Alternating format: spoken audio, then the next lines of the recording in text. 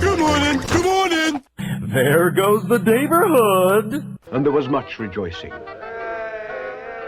Didn't your meds kick in yet? We got David Lefkowitz here. He's a Long Island arts guy. He's got his own radio show. I want you all to really enjoy a wonderful program done by a fine artist. A glorious thing of unparalleled beauty.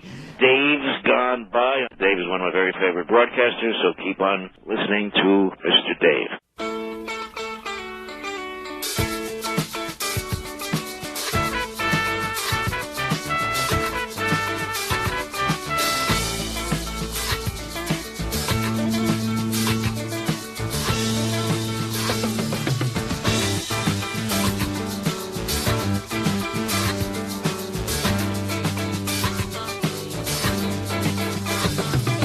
Tropical hot dog night. Like two flamingos in a fruit fight. Every color of day. Whirling around at night. I'm playing this music so the young girls will come out to meet the monster tonight. Tropical hot dog night. Like two flamingos in a fruit fight. I don't want to know about wrong or right. I don't want to know.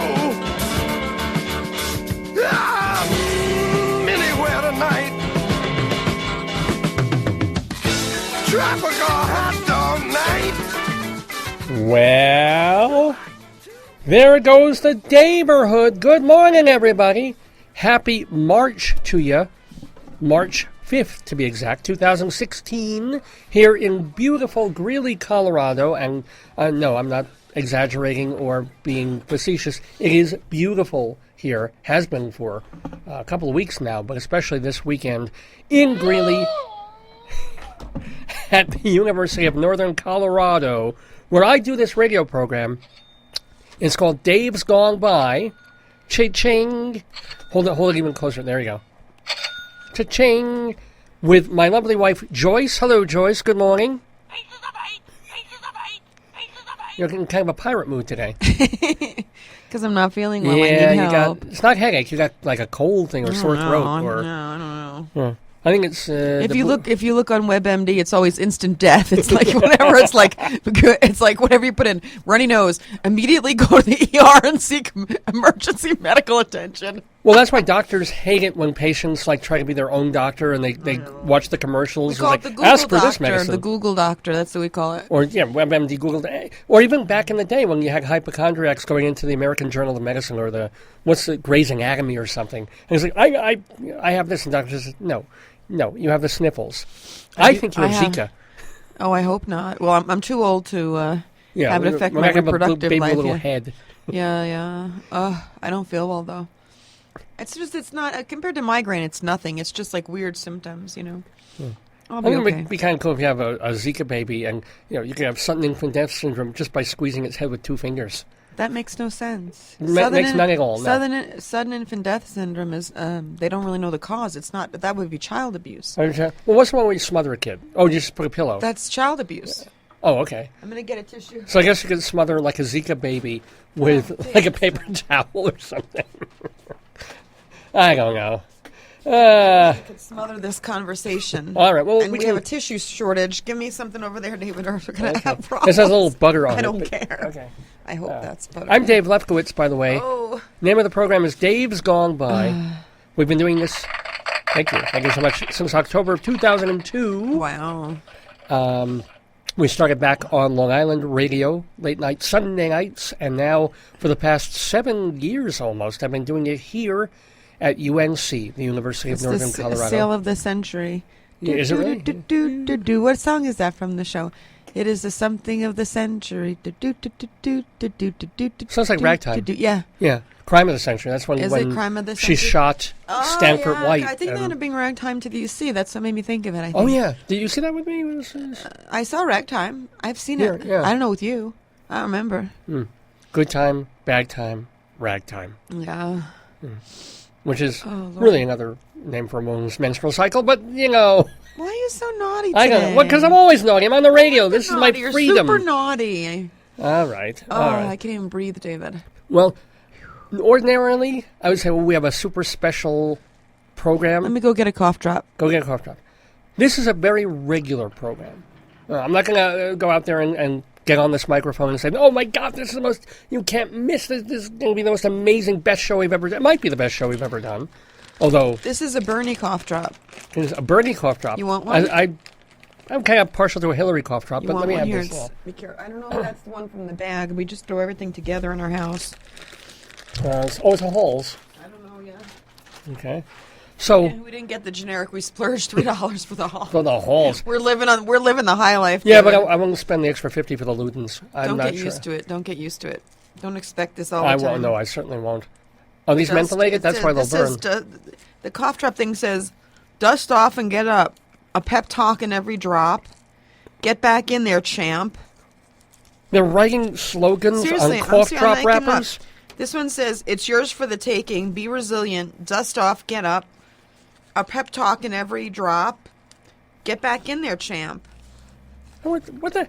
It's one thing when I started putting these in your tea when you get that little message. No, leave the fortunes for the fortune cookies. If I'm sitting there, I've got post-nasal drip, I've got blood coming out of my eyes, I don't want to open a cough drop. But that's why it costs the extra $3. Because they have to print these little stupid slogans on it. This one's good. It's not too burny. I like it. Let me open mine. Hold on. Just open that wrapper. Are you going to have it? Read yours. You I'm going to. Hold on. Can you eat one? When you may have AIDS. Oh, no, that's just. See what yours says. Well, I'm not going to have a cough drop now. I'm on the mic. You can read it. You can read the words. Here, I'll read yours. You can't. Yeah, read the cough drop. Read the important cough drop message. What do the Halls brothers have to tell us? It says, "Impress yourself today." Ooh. And then it says, I have to just turn it a little bit. You can do it, and you know it. Oh. And then it says, a pep talk in every drop. And it says, buckle down and push forth. God, that's horrible. Right. Easier to push when the baby has such a small head. Is that like move forward, go ahead, or whatever that song is? Oh, yeah. You must whip it. I'm going to sneeze. You know how I love to do, Bela Lugosi singing Whip It by, I should do that in karaoke. We don't have music. Whip it. You have the tape recorder on, Davey? I do. Whip it good. Everything's good. Oh, good. Wow. Go forward. Move ahead. Why are there two lights lit up there? What's that second light? See on top? This one over here? Yeah, and the other one. Well, wait. You got, this is the record play, and this is... Yeah, but look, go up. There's another light. Where? I'll show you. This thing here? No, the blue thing next to it. The blue thing next to it. This? Hold on. What are you talking? Oh, this light is reflecting in the flash drive. Never mind. I was wondering. Okay, cool. Crisis averted. Oh, thank God. It's a shame. I was hoping the Halls would have some technical instructions on our equipment here. Because that's what you should put on cough drops now. Didn't you get a fortune cookie? I got one that said you will witness a miracle, and that's the name of your really? show. Oh, that was this week, Said something like... People will be watching you. Yeah, very funny. Yeah. And not just the people you think in your head are watching you, but like real life people. Yeah, and not just the FBI. Wow. Yeah. Damn. The Halls people are actually watching me to see how I will react to their pep talks. Yeah. See, it's easy to just type something on a wrapper, but they want to see if they're really working. If people are really being motivated by the slogans they're putting on cough drops. I feel very inspired. I don't know. You will never finish that novel. Oh, thank you, Hollis. What a terrible thing to do. Wait.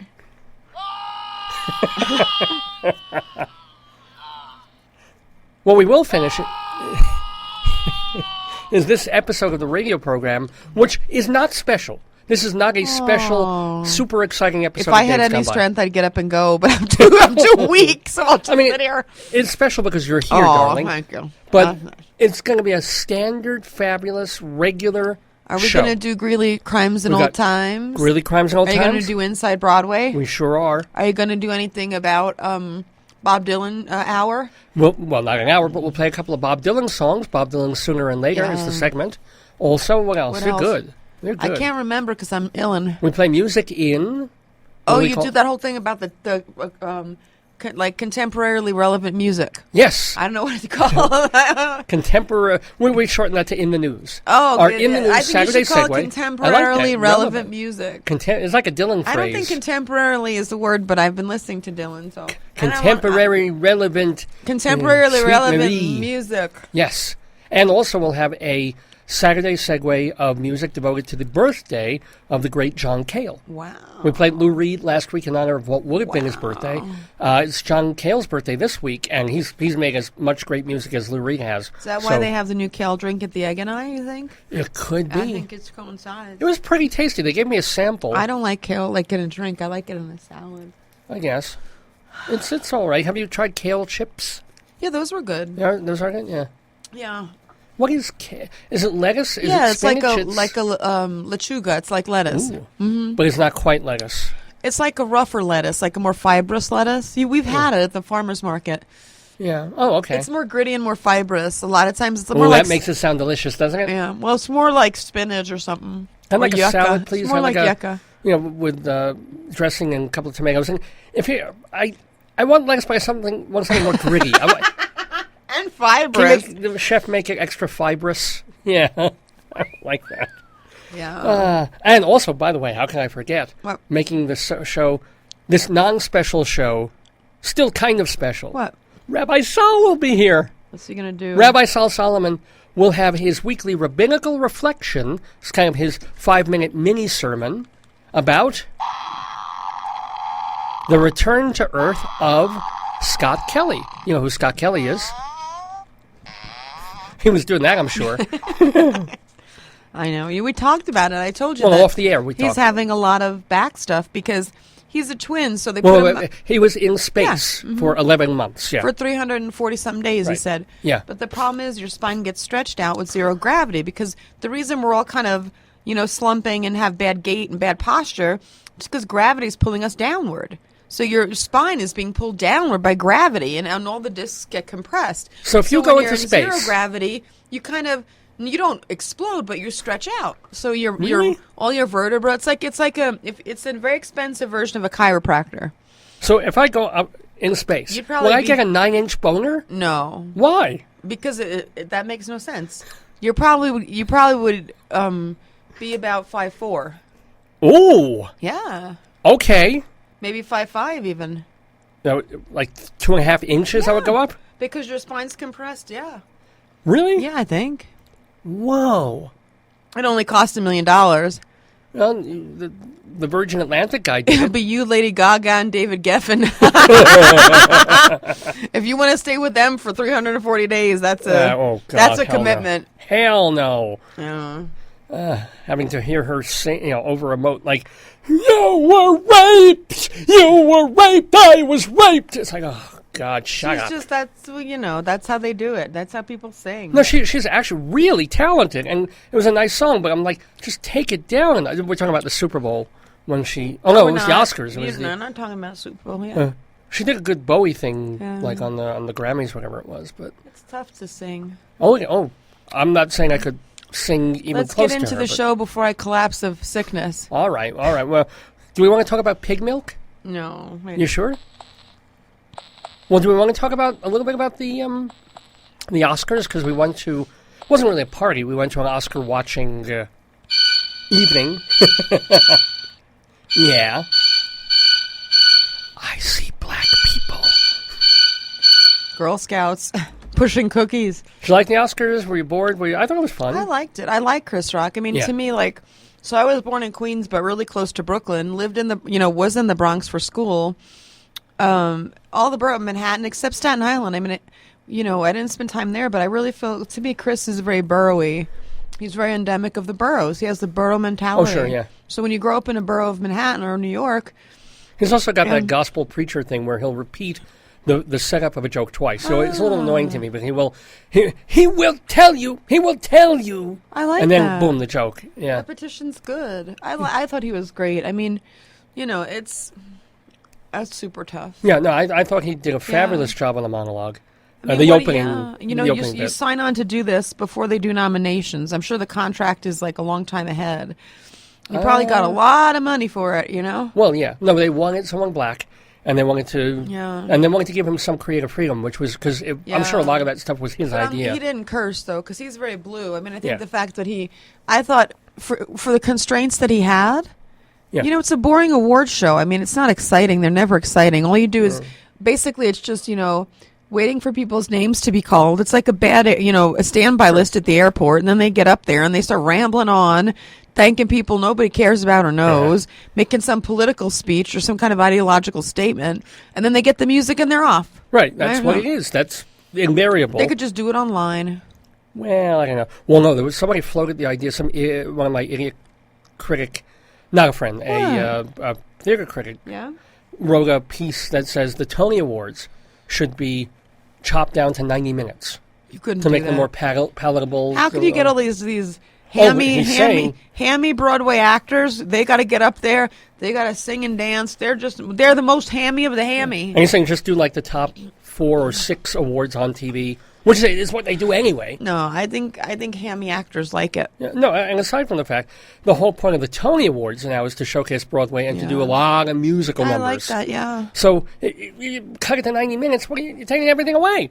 Yeah, that's because probably a lot of critics sleep through shows anyway, so they just want their sleep time. But then somebody wrote back and said, look, Tony's is for the Broadway community, for theater lovers. We would love to see it 9 hours long. Like my Tony show. I didn't write that, but somebody else Yeah, did. you sure you didn't do I that? wouldn't watch like a You 6-hour should just Tony. write and say, if you want to talk about the Tonys for three days wearing a diaper, tune into my show. Yeah, exactly.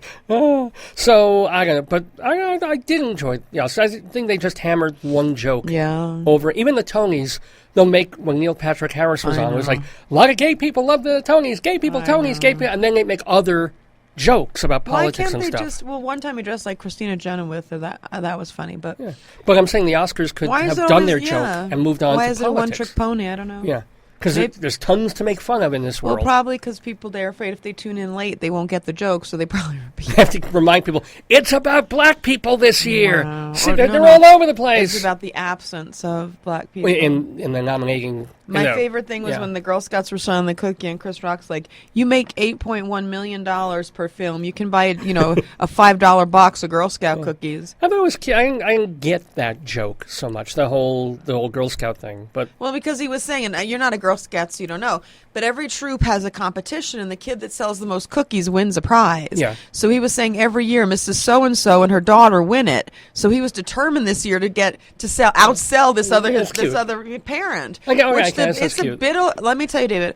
As a Girl Scout, that's a bitter rivalry. My grandma would Whoa. go out there and sell, and for school, when we had the candy bars, she would sell. and let me tell you something. Yeah. Back in Bialik School in Brooklyn, every year we would have our Can I have your candy. cough drop? Yeah, please. Thank you. We would have our candy drive. Yeah. And we would. It wasn't so much we were trying to beat each other. You would try and sell enough money so that you would win cool stuff like prizes. I got a walkie-talkie set. I actually made enough money to get a walkie-talkie set. You want to hear the joke? What? So I teased you about Kermit the Frog. My grandmother won me the same size Kermit the Frog you have. I won that for selling the most candy. You never mentioned that yes. until this moment. And then one year for Grammy, Wait, whatever happened to him? I don't know. And then one year I got Grandma. My friend worked at Macy's, and I bought something, and she gave me the free Christmas special gift, which was a Kermit the Frog doll. He was maybe a third of the size of our Kermit now. Yeah. And then my grandmother loved it so much, I gave it to her. Oh. Mm-hmm. Well, it should still be somewhere then. I don't know. Unless you goodwilled it when. I have no idea. Yeah. So how could you not have told me that when I brought home the giant Kermit from the thrift store? I didn't want to encourage this bad behavior. Could we do Greeley Crimes? All right, I'm not feeling well. I the Oscars a little bit. I don't know if I can make it. You have to help all right. me. Well, anyway, It was lovely. I thought overall, I mean, what was nice is that our friends had it on DVR, so it wasn't quite live, yeah. but we zipped That's through. rich. It's called Rich People TV. Yeah, an hour of commercials is like boom. Yeah. So it was like a less than 3 hour viewing experience, which really helped. You know, we're there. We'll watch the speeches, watch the clips, watch this. I do want to see Mad Max now. That's the one movie that was there that I wouldn't have thought of seeing before watching the Oscars. And now do you want to see Mad Max, or is that just too violent and weird? It doesn't appeal to me. Okay. It's not my cup of tea. I just got a little sensory overload because every time they'd show a clip, it wasn't a clip. It would just be like trailers of half-second bits of films. Yeah. I'm like, stop it. Stop it with the thing. Anywho, all right. You're not feeling so well. So let's get to our first segment of this 548th episode of Dave's Gone By. We're calling it March Madness. Nothing to do with basketball, although the last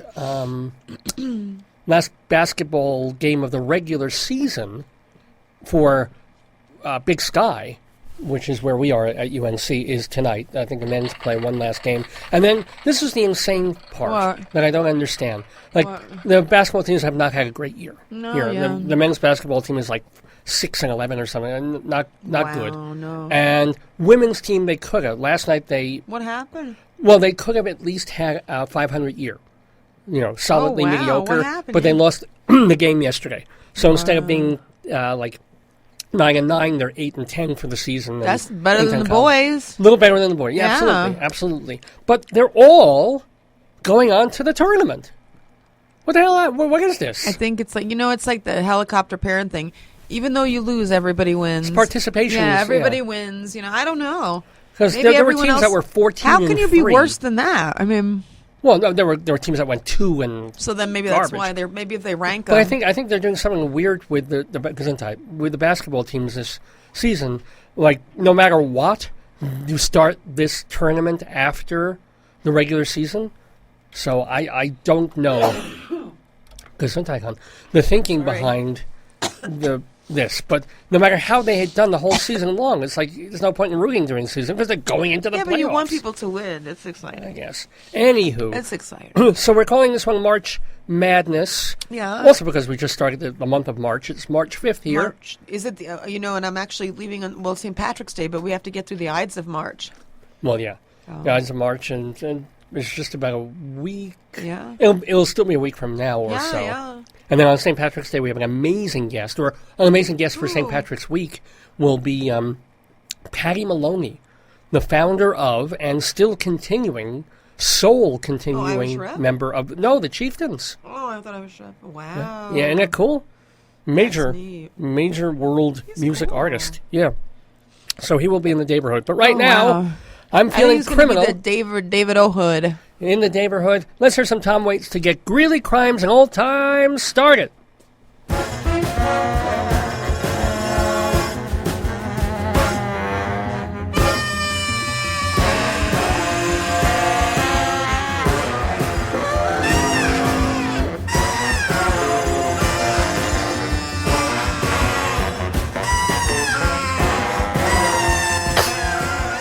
Some Tom Waits there.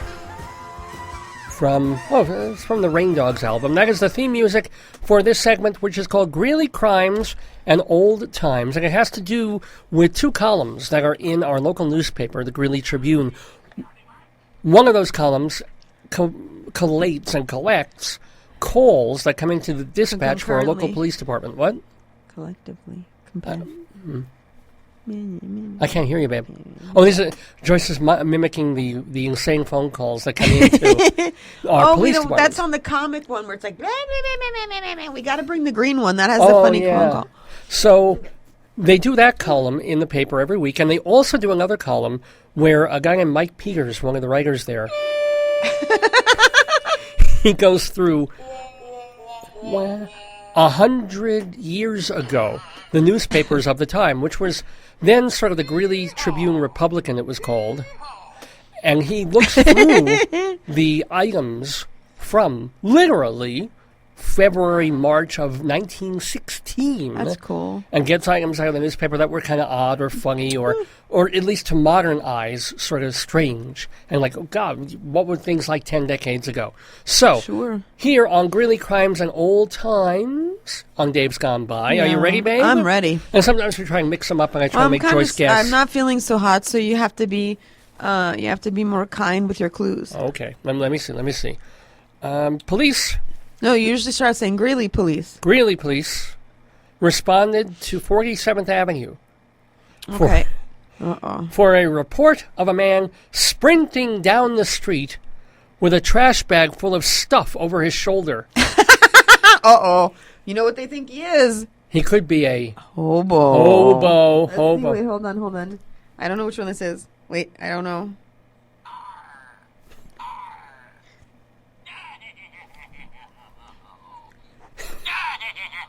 Maybe he was doing that. Maybe. This is new times, because years ago... Yeah, but I mean, it's like, maybe he was running for the garbage truck. But why would you have it over your shoulder? That's kind of weird. Maybe Easier he was to carry. Maybe he was doing some kind of exercise training where you carry weight. It could be. Probably. He's in the hefty league or something like that. I don't even know. That's so weird. Yeah, I'm sure he was glad about it. I know. Don't recycle that, honey. Greeley police also responded to 14th Street over by 18th Avenue. Okay. For a man who gave... Oh, no. Oh, no. I love this. What? A man on 14th Street. Yeah? Who gave a resident a scented aerosol can. Yeah. Told him to try it and then drove off. One of the greatest things I've ever heard. Uh-oh. It's like that rap song. Use deodorant. Use deodorant. No, but it was scented aerosol. It might have been like Febreze, you know? I know. It's like, so try this. Maybe he was under the influence of the ganja. Maybe. That's so weird. Wouldn't it be so cool to fill the car with aerosol cans of smelly floral aroma? Yeah, but Just try this. If you ever lit a match or something, the car would go up like a tinder keg. Oh, that would be... Yeah, they're explosive. Well, so what do you do if you're a truck and you have to transport 1,000 cans? I don't know. They probably have something in the back of the truck. Wow. I don't know. Try this. Greeley police also responded to 11th Avenue on a report of two boys throwing water. You have got to be kidding me. That water throwing. You know, it's not so much the hydrogen; it's the oxygen. What is this world coming to? I know. What is this world coming to? Let's say it isn't clear.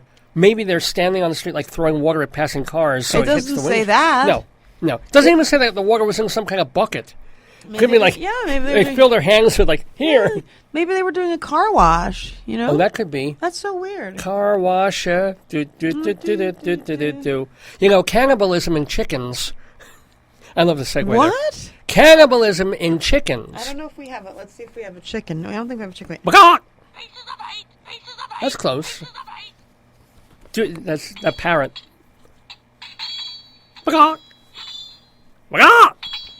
Yeah, maybe. That's the chicken cutting up some. Oh, wait here. We got this. Oh, one. we got chicken, maybe? Cannibal chickens. Oh, yeah. Wow. That's scary. Well, it's becoming a problem, you know. Really? It is. According to local poultry owners, what's going to happen? What happens is some chickens attack others. Yeah, that's pull their feathers out. Wow. And then take bites off their skin. Oh God! Sounds like you at Randy's.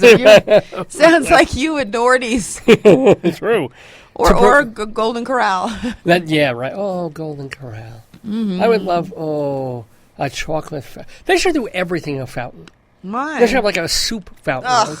What? No, could you imagine like soup fountain with drippy a cheese? pea soup fountain. Pea soup fountain. Oh, That's wouldn't horrible. that be lovely? That'd be horrible. Or like your, was it your uncle who couldn't swallow, so he had ground up everything? Yeah. Imagine if they had like a ground meat fountain. Oh, no, trust me. It's not a good smell. Like a broccoli, ground God. broccoli fountain. It's horrible. I think it would be beautiful. They should have like a condensed mushroom soup fountain. There you go. With olives in it. You just see the olives rolling down in a soup. Dude, I'm going to be sick. I think that's great. Yeah, no. I like it. I'm Anywho. sure you do. How to prevent this? You can prevent your chickens from becoming cannibals. Oh, wow. By giving them a good diet of vegetables, meat, and grits. So you might want to give them kale because it's a grittier. You know what they do with them? They take off their beaks. Some of the places where they raise them to kill them, they debeak them so they can't peck each other. How do they eat? I don't know. Yeah. Yeah. Wow. Yeah. Are you sure they're not Jewish and getting those jobs? No. They're chickens. Fuck. I want a Paltrow nose. And This is amazing. Chickens are just like humans. Yeah. If you want to get them off out of these bad habits, you Yeah. give them this good diet and... Saltpeter? No. Cocaine? No. Vitamins? No. Oh, exercise. Exercise. Really? Apparently, if chickens are kept active and have a good diet, they're not going to go around eating each other. So maybe you get Richard Simmons to do some workout with them. Oh, that would be unbelievable. Put little chickens, give them little like afro wigs, and then they get little shorts like Richard Simmons. Because Richard Simmons, he's been retired for a while. He's gotten fat. Has He's he? like bald. Yeah, who knows what's up with him. He's living in New Orleans eating like a pig. So get him out there with these chickens. Yeah. And like, let's move, groove, and squawk. And up and down.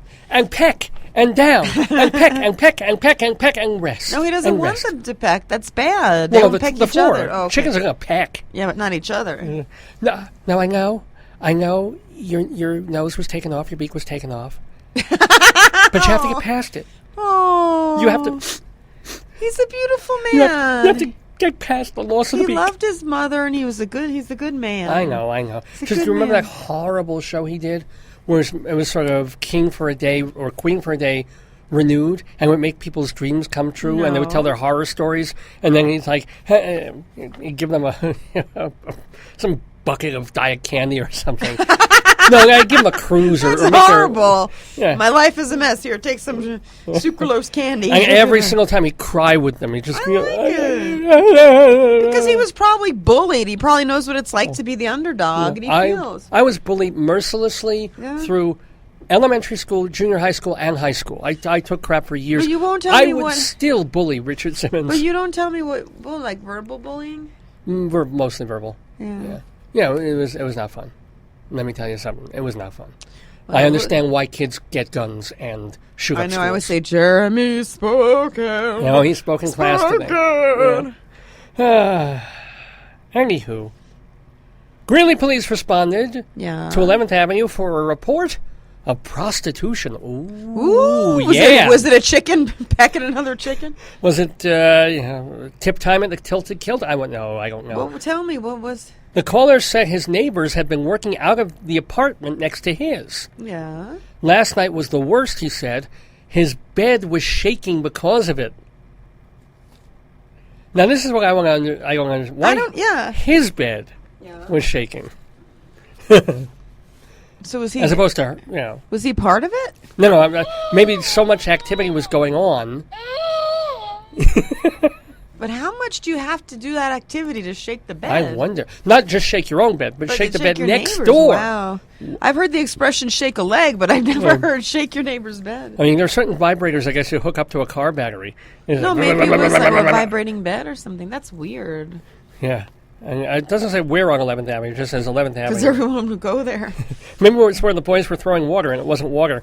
Oh, yeah.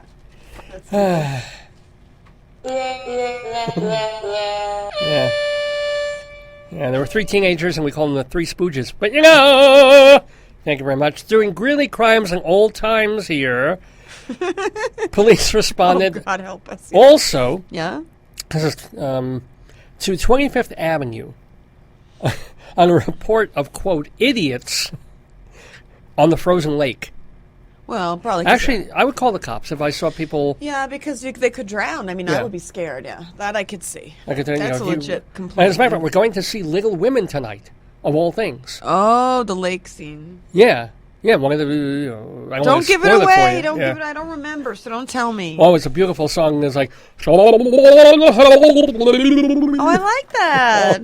Oh, yeah. That's That's very- like one of those throat singers. I'm going down the second time. I like that. I've never even kissed a boy. But since this is theater, I'd rather kiss a girl. Like, Wow. Oh, it's going to be a fun show this evening. Greeley police responded to 7th Avenue Yeah. because the caller's wife wouldn't let him inside. Just occurred to me that there would be a double entendre there. Beyond even. Would she let him come nearby? I don't know. I don't know. I hope so. Wives should let their They husbands should have inside. tried to go in the house and gone around back. Oh, in the house. Yeah, well, oh, I don't know if he could squeeze into the opening there. It's a little tight. Oh, the screen door. Kind of smelly out back, too. It's kind of Greeley, so there's a lot of, But I'm sure he eventually got on top of the situation. Oh, good. This is new times. Give me an old time one. Give me one with like Chester Fillerbottom, who's like a Chester Fillerbottom? local hobo. What are you writing, like porno novels now? A local hobo. Chester Fillerbottom. A local hobo. All right, here we go. The Fort Lupton Town Board Ooh. is discussing a new idea to save the town money. What's that? They're considering using the daytime police officer, Chester Fillerbottom. Guess what they want him to do? To be the nighttime police officer. No, you gotta sleep. What? When he's not busy, they want him to clean the streets.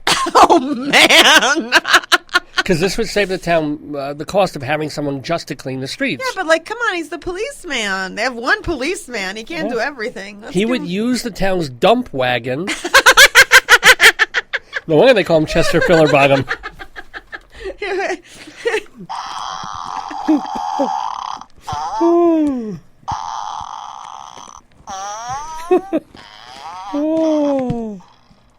The dump wagon. I wish I had a portable dump wagon. That's his siren. He would patrol the streets and pick up trash at the same time. Wow. And police unions are bitching now because they have, $70,000 jobs. I know. Wow. It kind of makes sense. Well, yeah, but I mean, what kind of thing? Like, imagine you're like, okay, so like, there's a runaway horse. He's like, not now. I'm scrubbing down the street. I'll be there in 10 minutes. They're like, stop. Oh, wait, recycling. It's like, please don't run with your dirty feet down that street. I just washed it. Oh, get out of that saloon. Don't spit your tobacco there. It took me 20 minutes to clean that thing. Suddenly littering would be a $500 offense, right? No, it'd be capital punishment. Oh, there you go. You litter and he shoots you. Well, you don't mess with Chester Fillerbottom. He probably wouldn't shoot people because their blood would mess up the street. So he won't. Oh, that's right. Yeah, he's got to be really dainty. Like, can you please go on that stretcher and then I'll shoot you? Can you lie over that bucket? Yeah, I think you might be inebriated, sir. Can you just walk on this line? Don't step over that line. I just cleaned it. Yes, do not. Just do not, and whatever you do not vomit. Right. Because I'm all out of pink sawdust and bullets. Oh, boy. Oh, fun here on Dave's Gone By. Greeley Crimes and Old Times is the segment. Wow. Police responded to 81st Avenue. That's far out. On a report of dog feces draining into the caller's yard. That's disgusting. How does that? Dog feces draining? Yeah, not a dog going into the yard, but feces from someone else's yard somehow leaking, oozing. Maybe it's the dog who went to the dollar store and bought the 25% off diarrhea. That could be it. Yeah. Because feces don't drain. Or, you know what? It was probably in a dump bucket. The bucket went over. Yeah. The caller said the neighbor isn't cleaning up after his dog, and the large amount of poop started draining out onto other properties. How? I don't understand that. Poop doesn't, melt that way. No. Not even in 90-degree weather. Maybe he had an imaginary friend or neighbor with an imaginary dog. I don't know. That sounds kind of suspicious. I mean, if we were in a rainforest, I could kind of see it. But all we've had is cold and snow, and now warmer weather, but no rain. How does poop drain? Wait, it's raining. It's draining. It's pouring. The poopies are... What rhymes That's with oring? suspicious. Yeah. That's very... The poop level is soaring. That doesn't make sense to me. Yeah. Wow. Interesting. Police responded also to 44th Avenue. Yeah?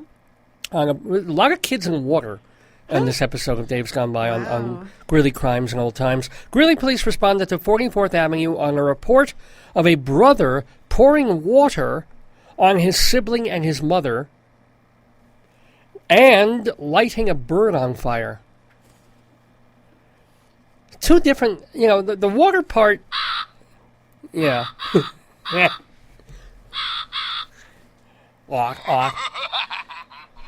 Yeah, but if with children though, that could be a sign of That is if you're setting a bird on fire, yeah. that's already when they grow up to be a little bit problematic. Son of Sam and stuff like that. Oh wow! Unless it was a cannibal chicken and he was punishing it. Maybe it was. We don't know the full particulars, so yeah. True. At least he wasn't running down the highway with the bag over his shoulder. What's this world coming to? I know. Because of fights the past few Sundays at the German Lutheran Church. You don't want to mess with those Lutherans. We don't have, but we need a bell, like a ding. Let's see.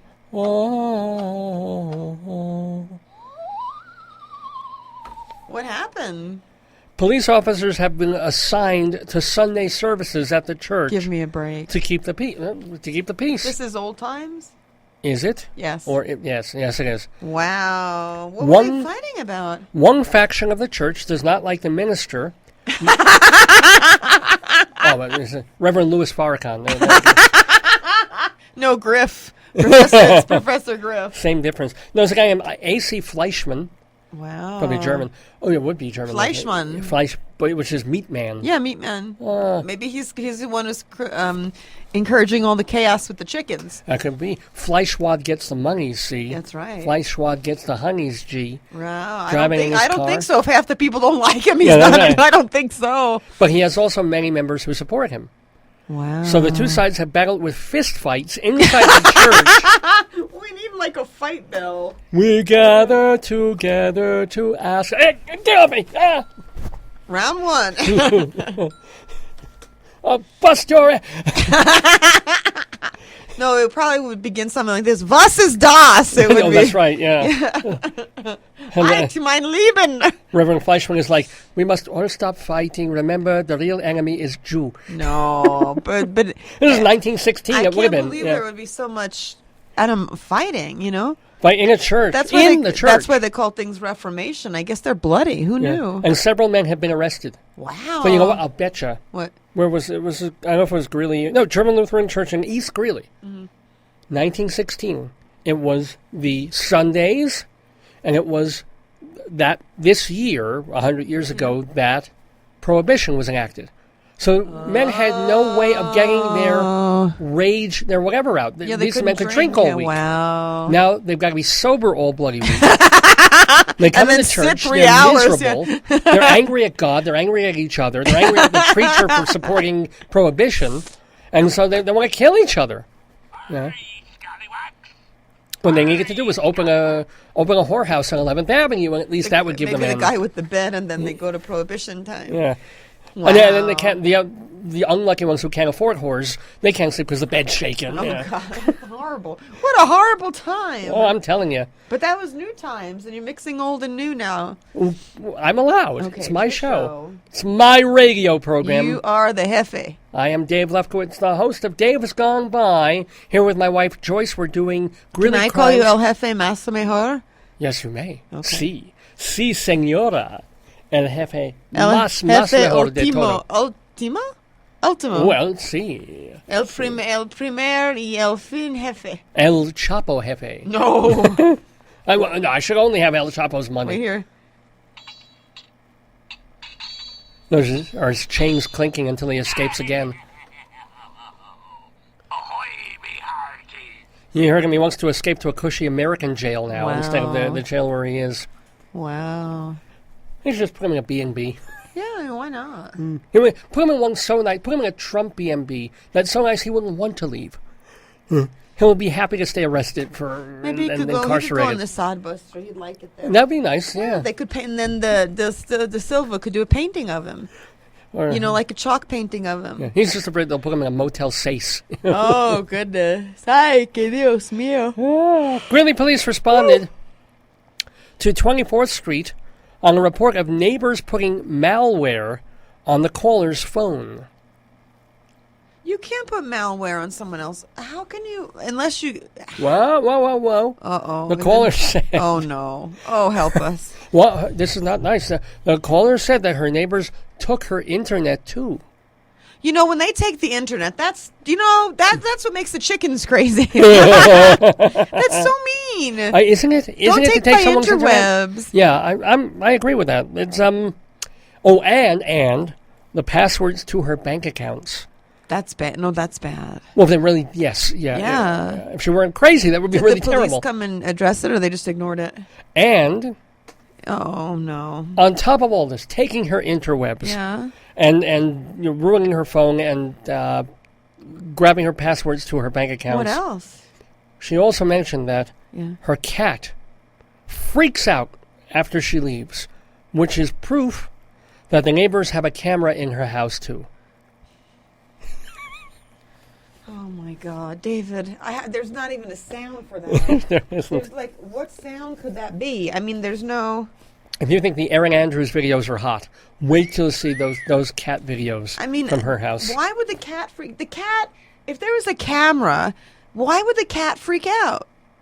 Yeah, I don't know. Don't you watch the YouTube? Half those videos are cats cat doing video, stuff they're on right. camera. They're born they performers. love it. I know. So that cat would not even. Maybe the cat. I don't want to put any bad thoughts in this woman's mind, but I What? believe the cat's the one who's doing it. Oh. Ooh. I don't think you could put any bad thoughts into the woman's mind because there is no room for more bad I thoughts. think the cat's the culprit. It could be. Yeah, just Yeah. saying. The cat, they're very nimble. They Yeah. could type in. They could, find her passwords and stuff. Yeah, And if they smile, they go invisible. yeah, that's true. That's really, that's true. yeah. That Which is makes true. it difficult to see them on camera. Yeah, Unless it's that's why they infrared. freak out. That could be. Yeah. Yeah. Mm-hmm. Yeah. Everybody wants to be a cat. Doo-doo. Everybody. Okay. Enough of that. Visitors to the new United States Post Office over at 8th Avenue and 8th Street, Ooh. which is where it isn't at the moment, but we'll find several men. Wait a second. Then I got firemen. Hold on. Wait a second. I gotta find my thing. Yes, strong men, big virile men with hunky arms and muscles.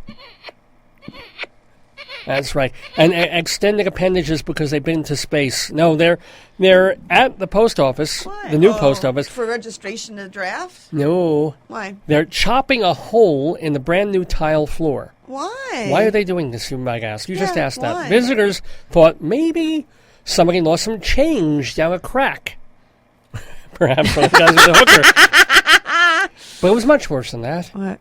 When the building was under construction, a worker hit a gas pipe with a hammer, and he caused a crack. Uh-oh. No one knew about the crack. So they installed the new floor and sealed it. Oh, no. When they turned on the gas, Oh, no. this is why they put odor in. They could smell the leak.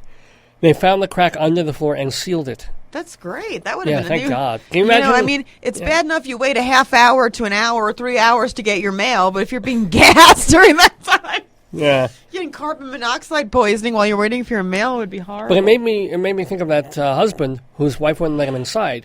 He should have gone inside her crack. She would have gassed him. Oh, yeah, well, yeah. If he went in the crack around the back, that could have happened. I'm going to sneeze. You go sneeze, baby. All right. Greeley Police Yeah? responded to 8th Avenue for a report of a neighbor Yeah. painting tow away on a piece of drywall that he put on the caller's car. But he's painting the drywall, not the car. No, but he's saying anybody can take this car, tow it away. Oh, that's horrible. That's horrible. The caller said the man had also been throwing nails under the car and putting debris on it. Oh, my. Well, maybe it's an abandoned car they should dump. I guess, yeah. Wow. Remember when you always have one in a neighborhood where all the stuff is I remember outside. Judge Judy, and she always said Yeah. that she never called the police on a neighbor.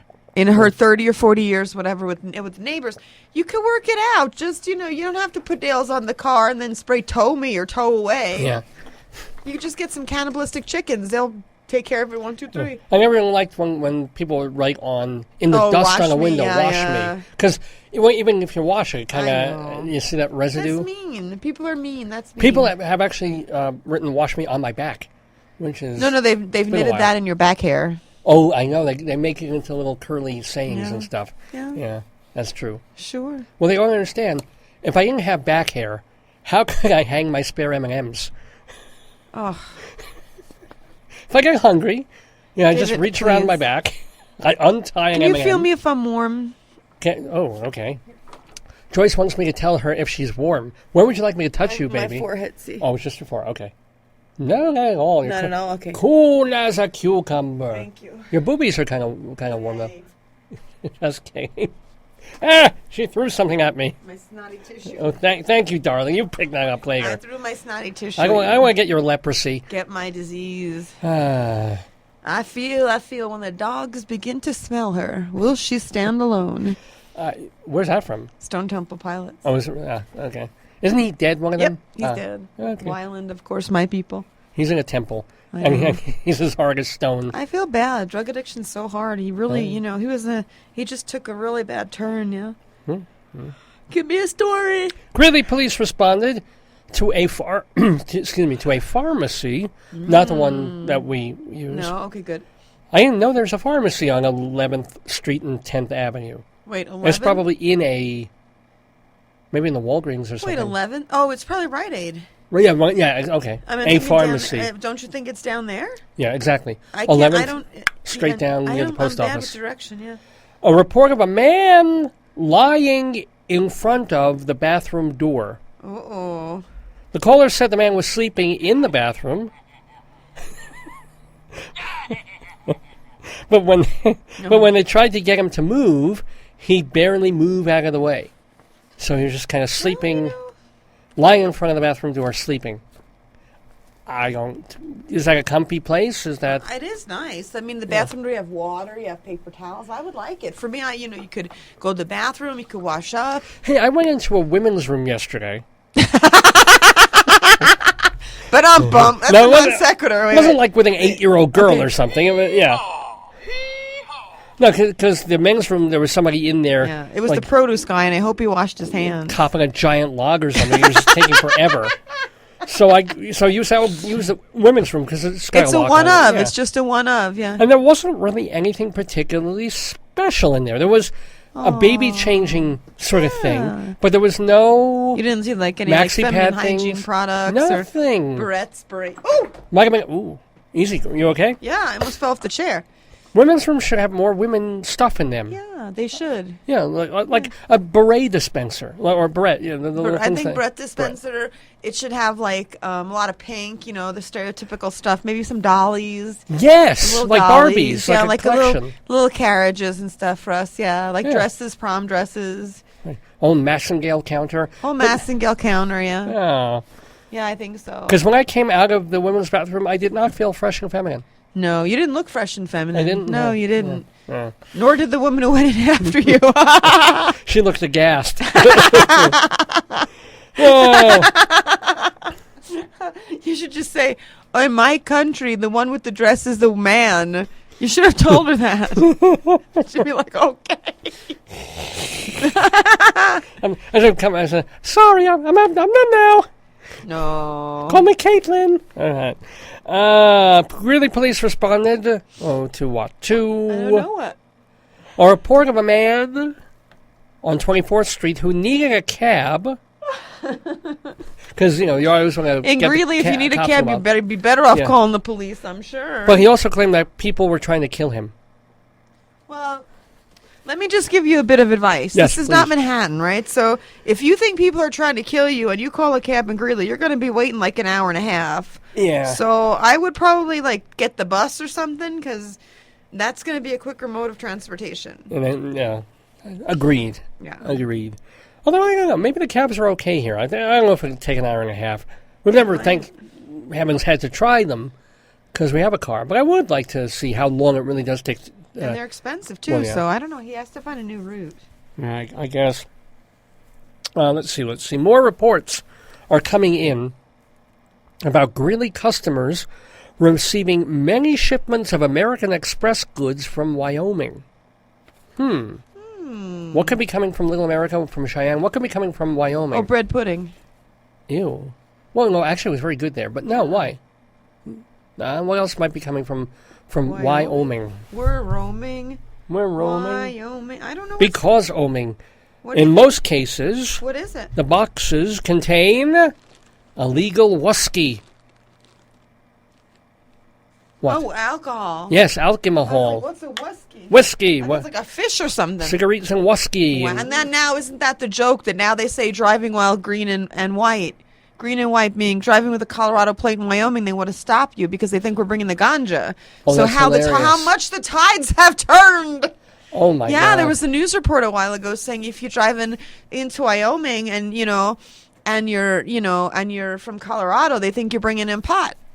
Oh man. So that's payback for a long time ago. Because it's still federally illegal and illegal you in can't the bring it across state crazy. lines to another state. Now, Greeley police also responded to 9th Avenue, a report of 3 teenagers throwing snow. Oh, give me a break. First water, then really? Well, maybe Haven't they they were had a snowball fight? I mean, what's going on? they were out there so late that the water they were throwing froze into snow. Or they were playing so long it melted. They were throwing it at a house. When the caller said that when she opened the door to tell them to stop, they threw snow into the house. Uh-oh. One of the teens Yeah. threatened to get a gun. Oh, my Lord. But for some people, you stop a snowball fight, kids are not happy. Let me see where it is. Hold on. I'm going to find it. Eventually, they left and walked up the street and threw snow on cars.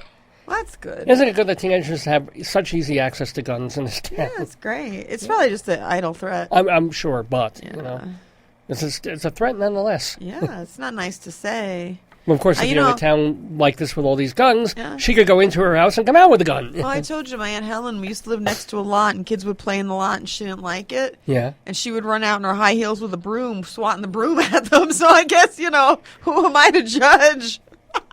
I know. She was a tough cookie, yeah. I guess so. And then she flew away on her. No, she was not a witch. She was a nice woman. Okay. Well, why was she chasing kids away? We just want to Because play they in the were lot. being noisy and disruptive. Oh, Who okay. knows what they were doing? That's true. Greeley police responded to 8th Street for a report of a man threatening to put the caller on a leash and drag her around. Why? Why? After he saw her pull her dog out onto the street by the leash. Ooh, that's good. So karma. he's like, yeah, you want to do that to a dog? Let me do that to you. That's karma. It's 50 Shades of Grey. Let's see. Wow. I'm sure the police responded to that one. Oh, I guess so.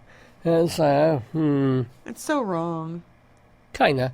I guess she raised the woof on them. I know. It makes me want to howl.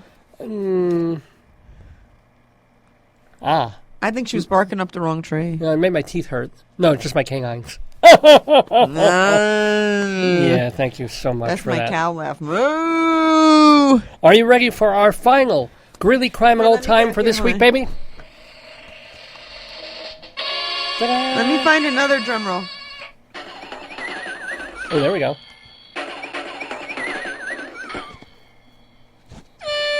There we go. Are you ready? Yes, I'm ready. You're going to need one of those other noises because Oh, give me a hint. it's an alert. Uh-oh. Be on the lookout. Be cautious. Wait. I feel pressure. Oh, yeah. No, I feel pressure. Oh, my gosh. Oh, my gosh. Hurry. Hobo alert! Hobo alert! Hobo alert! A hobo! Walking on the railroad tracks in Roggen. Oh, wait. Save that one for a Okay. moment. Just for a moment. I am. This hobo, Yeah. walking on the railroad tracks in Roggen, was hit in the face by a passing train. Oh, God.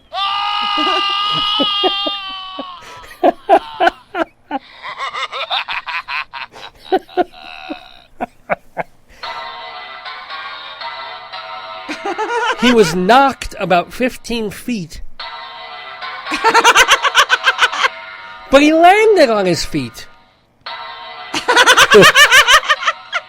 He suffered a deep cut on his nose. And he was taken to a doctor.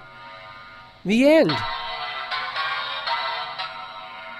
Could you imagine being hit in the face with a train? Maybe it wasn't going that fast. I guess. I think he stumbled into a park train myself. Maybe. Well, honey, I better go. I'm falling asleep, All right, but I'm all all right. sicky. Well, I then this enjoyed was- your show. Let me give you my appreciation here. Yay. Well, thank you. That was Greeley Crimes and Old Times for this Saturday, March 5th, 2016, here on Dave's Gone By, on the radio station of the University of Northern Colorado in Greeley, Colorado. You're listening to us on uncradio.com. It's 10:01 in the morning, Mountain Time, on this 2016 first Saturday in March. Dave Lefkowitz here, thanking my adorable I had and a good wonderful... time, honey. I hope that I was okay because I was not feeling well. You sure you don't want to talk about pig milk? I don't think I could even be conscious for it. No. Yeah. Well, noise machines? I would like the noise machines are working, the equipment was working. We couldn't get a GPS to work the other day. Oh, we had two GPSs on telephones. No. We had two phones, Yeah. two GPS standalone devices. We ended up in a fracking ditch where it's illegal to park. We were in there was it really? next to a highway that was going 75 miles an hour behind a U-Haul. Yeah, that it was was fun. another rung in Dante's hell. And I'm like, David, we're in this gravel pit. It's like, do not enter. This is a frack, whatever, like prohibited. They don't want you in their I fracking didn't even see area that sign. because Wow. they're afraid we're going to do bad stuff. Yeah. We just want to turn around to avoid the 75 mile an Mile an hour hour. highway and the U-Haul. Yeah. It was Yeah. terrible. That was quite an interesting... And then I almost cried, but then I was like, you know what? Let's get back to the starting point, and I'll use my visual scoping just ability. keep waiting for the GPSs to turn. It will turn on, it'll turn off. It was terrible. GPS were mean. No, I think that we have some kind of. Remember when Fred had that karma where he would break computers and stuff? I think we inherited that. We must have that. Yeah. He wouldn't residual- stand around throwing computers on the floor. He would just No, stand yeah, near yeah. a computer Yeah, yeah. and it would break. Yeah, I think maybe we need to get that Siri so we could tell her, like, Siri or Alexis, where do we go? Yeah, But absolutely. That was bad. That was an interesting drive. But we made it home and everything's good. Yay! Yay! Yay! And I just want to give a shout out to that waitress in Fort Collins. Oh, she was the doll. She was Kelly, sweet. called Relly. Oh, okay, we can say her name. Sure, Yeah, Relly. Yeah, Relly. Relly. She said her name tag makes it look like her name's Relly. Cute young waitress, which are my favorite silver type. cup or silver Silver spoon? Grill Yeah. Cafe. Well, even our neighbors. So then that was before we got That's lost in right. the woods. The nice lady comes over. She goes, "Excuse me," and I'm thinking, "Oh God, is my zipper open? You know, are we being profane?" She comes over and she's like, "Do you want to buy one meal, get one free coupon? I use the breakfast one, but now I think it's lunchtime. I think you'll be okay." Yeah, we had coupons from the... We this is how cheap I am. We specifically stop at the Chamber of Commerce before we do anything in Fort Collins because they have these books with coupons in them, and we get to use them. And it's like, buy one entree, get the other entree half off. So I'll do that because we're going to go to that restaurant. And here we are sitting at the restaurant. I'm about to use the coupon, and this nice older couple... No. First Yeah. of all, David, tell them. So she brought you like about 13 cups of hot chocolate, Yes, well, yes. and we had unlimited hash browns. I know. So you had like 27 cups of like cocoa with good. whipped cream. Whipped cream. You were caffeinated to the hilt, like on Red Bull, and then we ate all those hash browns. Yeah. And the nicest thing, well, first of all, this couple next to the table, we should pay it forward at some point or give people our coupons or something. I'm happy to do it. Just give them your social diseases. I mean, you got a phone call that you had to take because it was talking about our dogs. About the woofer. And so I'm sitting there, the food is brought, and I'm sitting there eating and eating, and yours is just sitting there getting cold and cold. The waitress comes over, really, and she's like, yeah, I can take that back. Because I figure, oh, great, put it in the microwave, get it warm when she comes back out. You probably have like a warming Yeah. tray. She said, no, I'll make you up a new one. I'm like, wow. I didn't ask her to do that.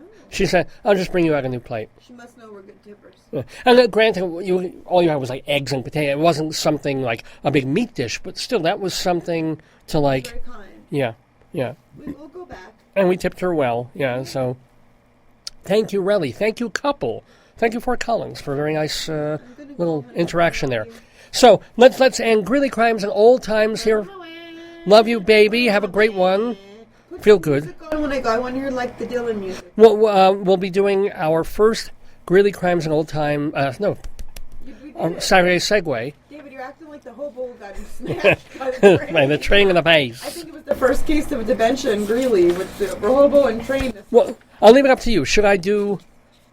Which segment should I do? Because we don't have a guest this week. Should I do Saturday Segue for John Cale, Saturday Segue of In the News, or the Bob Dylan Sooner and Later segment? Which one? In the News one. That's more contemporarily. Okay, so... Contemporaneously. We'll switch it up a little bit.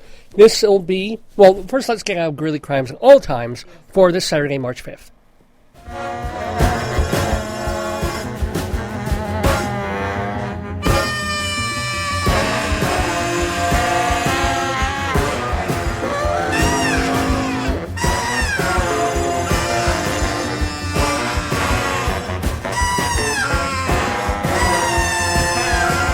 Da-da-da-da. Da-da-da-da. Blah-da-da-da. Love doing the Greeley Crimes and Old Times segment every week here on Dave's Gone By. We have more to do on this episode. We'll have, as I mentioned, a Bob Dylan Sooner and Later segment. We'll be paying a birthday tribute to the great John Cale. Also, we will have Rabbi Saul Solomon, who will have his weekly rabbinical reflection. He'll be talking about the return to Earth of astronaut Scott Kelly after literally 11 months in outer space, in back International Space Station. And we'll be going inside Broadway. So a lot of cool, fun stuff here in the neighborhood on Dave's Gone By. But let's begin our first musical segment with something I really enjoy doing. It's called In the News. And we will play a couple of songs that have to do in some way, either their titles or thematically. They will bring to mind something that happened in current events, in the news, this past week, or sometimes something that's expected in the week ahead. So you got to not only enjoy the music, but listen and think in terms of, why is Dave playing that? What does that have to do with something I might find on MSNBC or Yahoo News or Fox News or all the major news outlets? What happened this past week? So we will begin with something. I actually made a joke about this a few minutes ago. So it's a song from the 2007 film soundtrack of the movie Control, which was all about Joy Division and their lead singer Ian Curtis. But this is not a Joy Division song. This is a song by a band called Super Sister. I'm not going to say the title, because that will kind of give it away. I'm just going to play the song here on Dave's Gone By. Super Sister. Hello? That's older.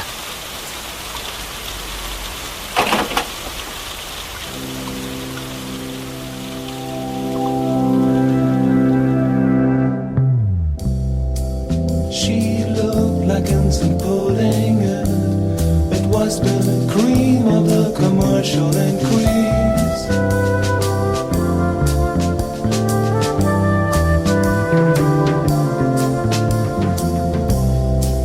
She taught her what wondering what kind of freedom was the sudden release.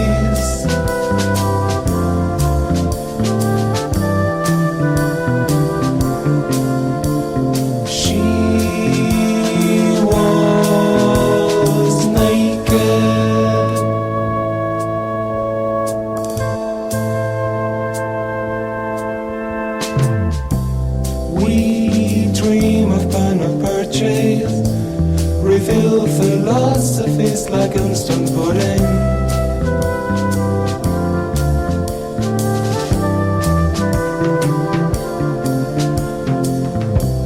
We meet her on the blue screen. She gives us soul to keep our minds clean up.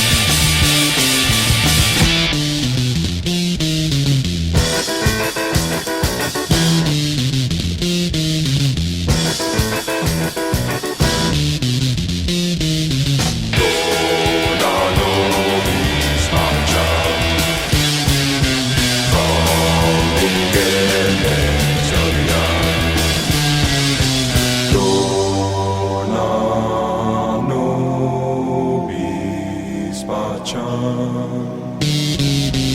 Dona nobis pacem. From beginnings to the end. Dona nobis pacem.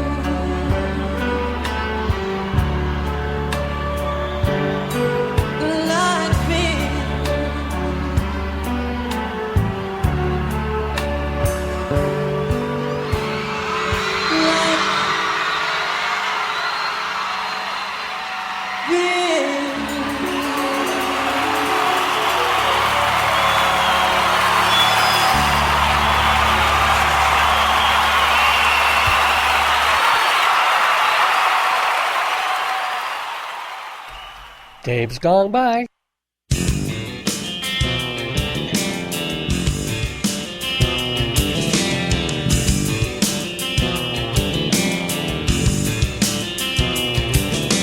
Here's a knife. Here's a pointed daggery knife. Here's a knife.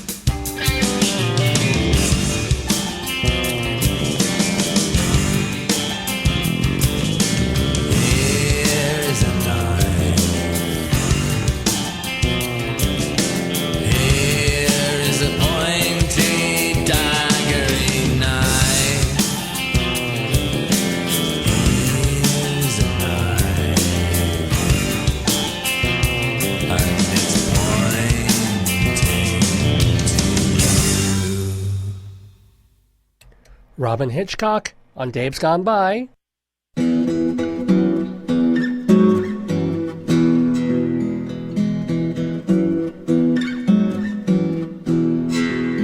When I was young, I told my mom we'll walk on the moon someday. Armstrong and Aldrin spoke to me. Houston and Cape Kennedy, and to watch the eagle landing on a night when the moon was full. And as it tugged at the tides, I knew that deep inside I too could feel its pull.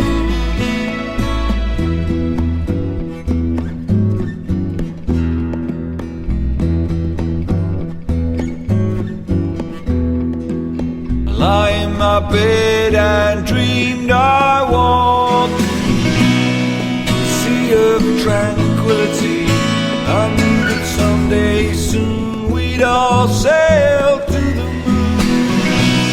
On the high tide of technology, the dreams had all been taken, and the window seats taken too. And 2001 is almost come and gone. What am I supposed to do now that the space race is over? It's been and it's gone, and I'll never get to the moon.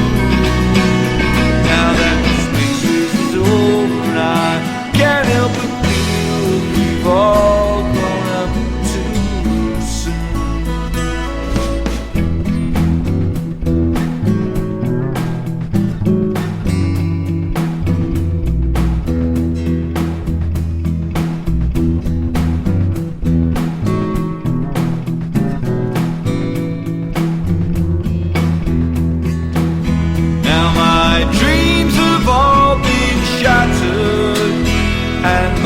Wings are tattered too, and I can still fly, but not half as high as once I wanted to.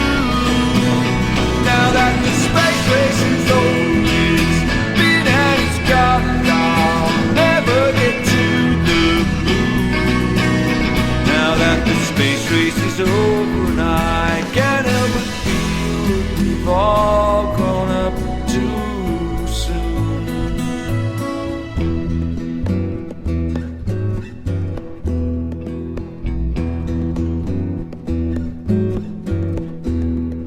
My son and I stand beneath the great night sky, gaze up in wonder, tell him the tale of Apollo. And he says, why did they ever go?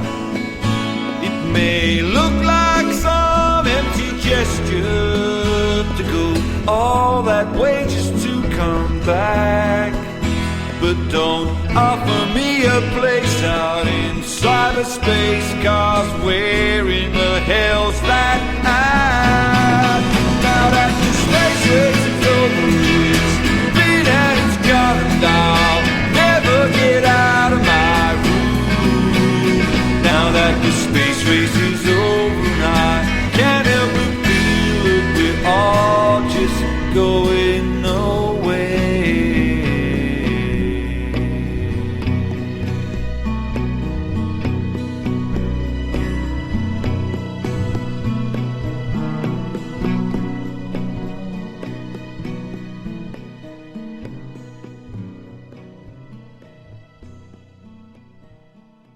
Billy Bragg there. Really nice, pretty song called The Space Race is Over, in reference to, well, what? Because we're doing our Saturday segue here on Dave's Gone By of songs that have to do with things that have been going on in the news. And although everything, if you just watch TV, and certainly the talk channels, everything's about the politics and the presidential races and the craziness of the GOP and etc. Well, there was other stuff that went on, including an American man, a guy who spent 11 months in outer space. He was at the International Space Station. His name is Scott Kelly, and Rabbi Saul Solomon will be doing his rabbinical reflection about astronaut Scott Kelly. That'll be a bit later in the program, but we also played in his honor a song called The Space Race Is Over from the essential Billy Bragg. And now that he's been giving interviews and talking about the experience, Kelly apparently is having a bit of a rough time of it coming home. Things hurt more. He's more sore than he was when he was up in the air doing long-term space stuff a few years ago, I guess because he's older or what have you. But his bones ache and his joints hurt and he can't shoot a basketball too well.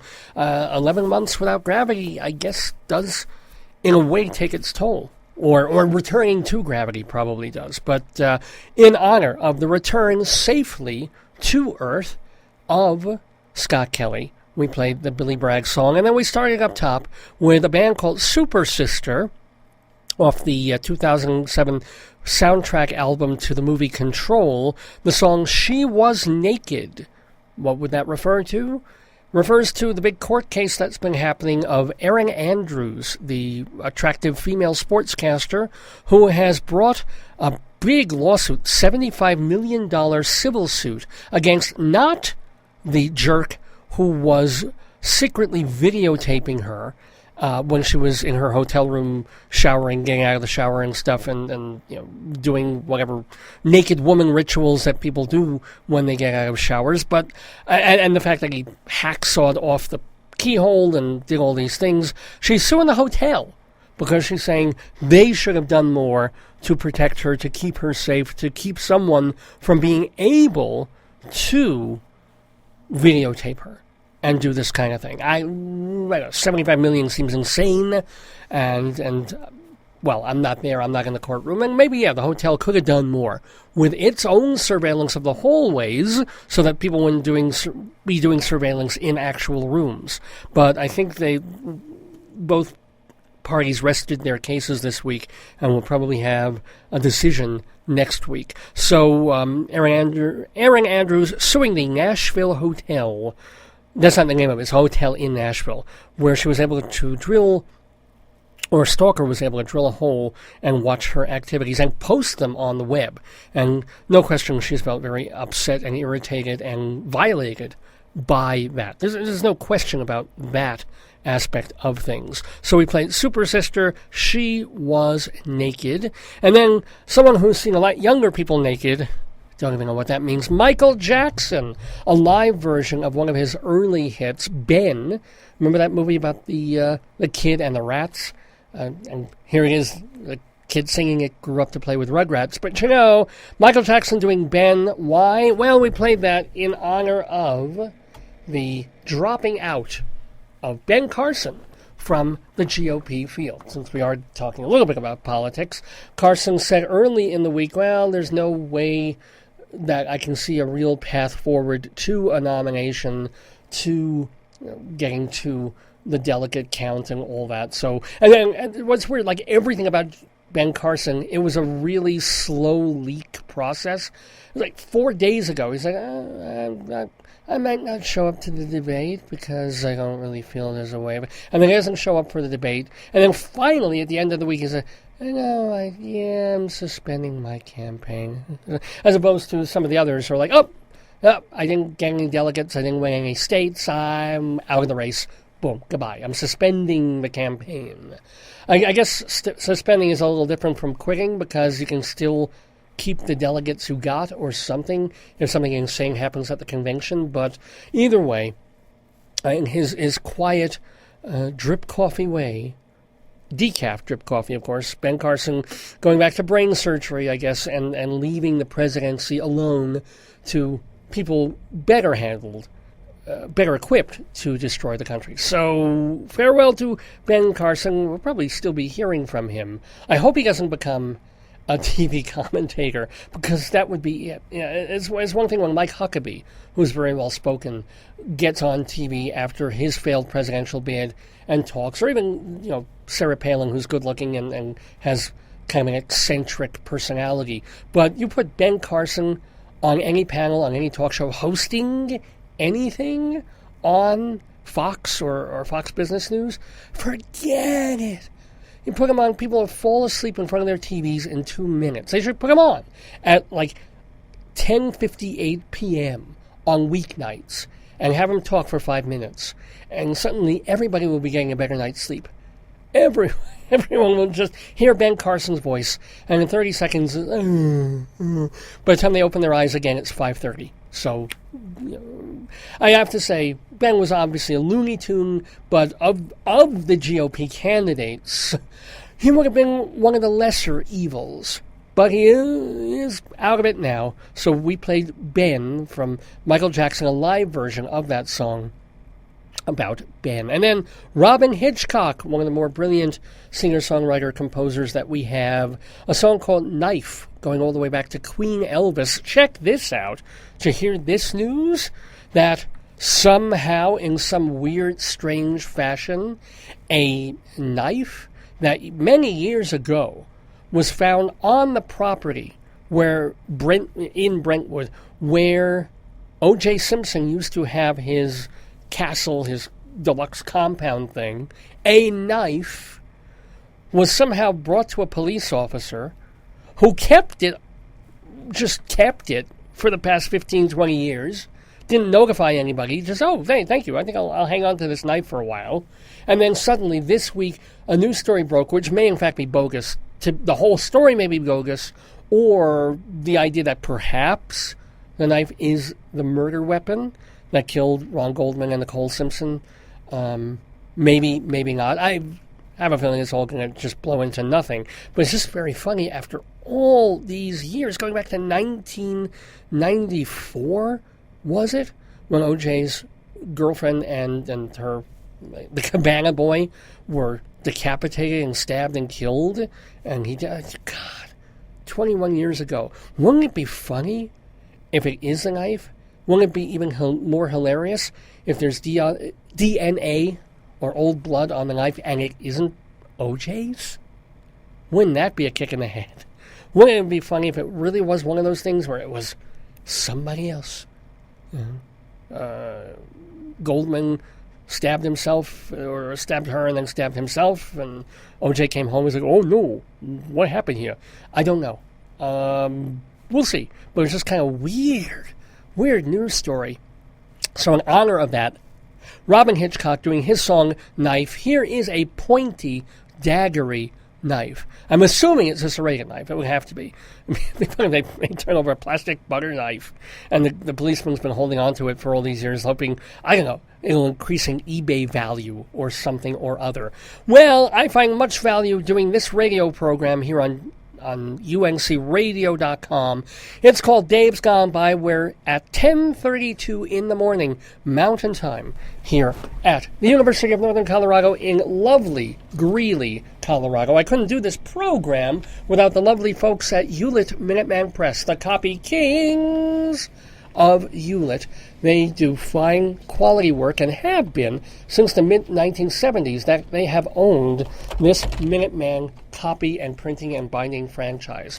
And that's what they do. They do so much more than just throwing a sheet of paper into a copy machine and calling that done. You can get your logo, your business insignia, on everything from hoodies to shirts to sneakers to golf balls and golf clubs, pen and pencil sets, to big Mylar balloons, to banners, to flyers, to posters.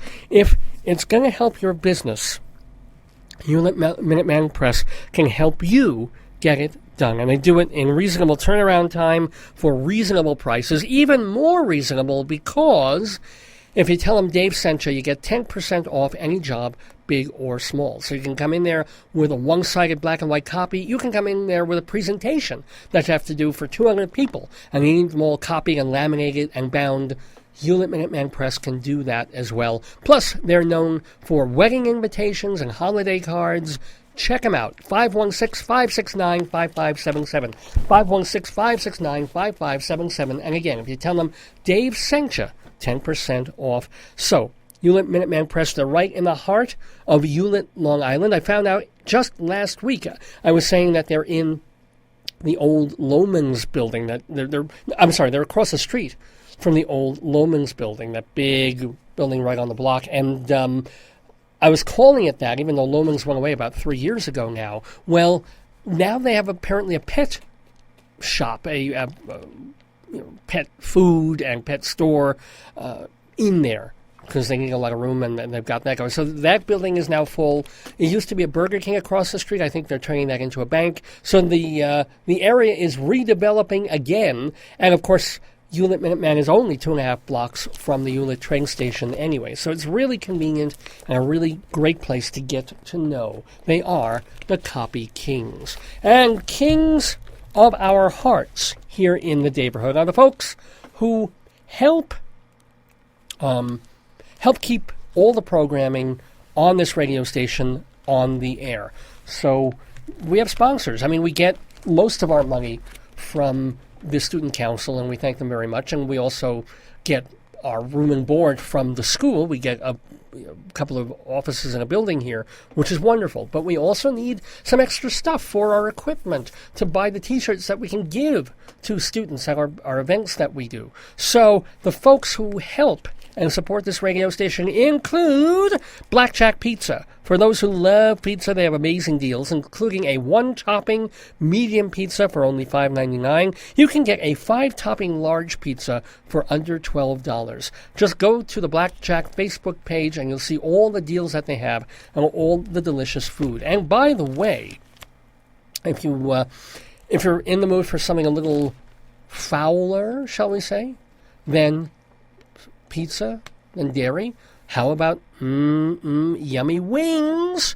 You know, it is March Madness time. It is basketball time here at UNC and in the NBA as well, and college basketball. So why not sit down with a big bucket of chicken wings, boneless or with bones in them? That's the way I kind of prefer them.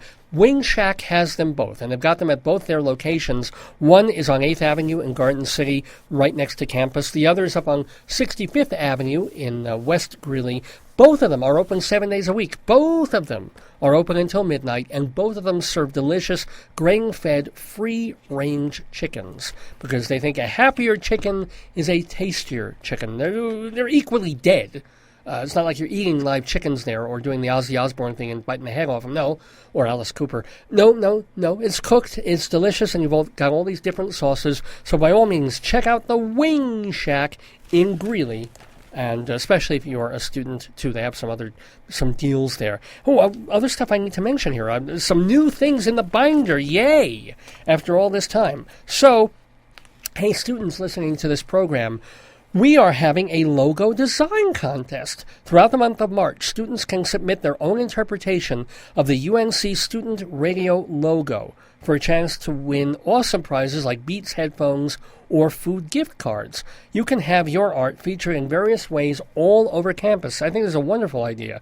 For more information and to get the rules, look at our Facebook page, just look for UNC Student Radio. The contest runs until March 29th, and then the winner will be announced 2 days later on March 31st. So again, check the Facebook page for UNC Student Radio, and make your design. Do it up. Do it headphones. Get the bear in there if you can. Up to you. And we'll be seeing your design in just the weeks ahead. Neat. And by the way, I want to let you know here also at UNC, we've got the Research Day Awards coming up. That is on Thursday, April 7th. The deadline for applications is this week. It's March 12th, so you have one more week to get them in. It's Research Excellence Awards in conjunction with Research Day. You've got categories in graduate, undergraduate, oral, or poster. Well, I'll take oral for 200. Humanities and arts, social sciences, business and education, and natural and health scientists. 3 semifinalists in each category are selected based off the Research Day abstract. And some blah, blah, blah, blah, blah, blah, blah. Go to unco.edu/AEW. That's a /AEW for how to participate and enter into UNC Research Day Awards. So those are the cool folks who help UNC Radio, be it the school itself or our wonderful sponsors. And if you want to become a sponsor of this station, just contact Sam Roberts, samantha.roberts@unco.edu, samantha.roberts@unco.edu. And within a week or two or three, you can have your ad on my show, on every show here, as well as on playing when we don't have live DJs here, when we just have music. We'll roll your commercial in too. So yes, we would definitely love to have more sponsors, more advertisers, more support for what we do at UNC Radio. Well, what I do on Dave's Gone By on this program pretty much every week is celebrate the theater, because I do love plays and musicals off-Broadway, on Broadway, and I guess you could call it inside Broadway. Inside Broadway, a look at theater in New York, Colorado, and beyond, brought to you by TotalTheater.com and Performing Arts Insider, the Bible of Broadway. I realized I didn't have my mic on for a portion of what I've just been doing for the past 5 minutes, and I apologize for that. I'll get that microphone back on. So anyway, Lupita Nyong'o appearing in the play Eclipsed at the Golden Theater, and that will be running through mid-June. As if that weren't enough, not two, but three Broadway shows are going to be opening this week. And the third one is, no, it's not the ABBA song. It's, because we're sending out an SOS, it's Disaster, the musical.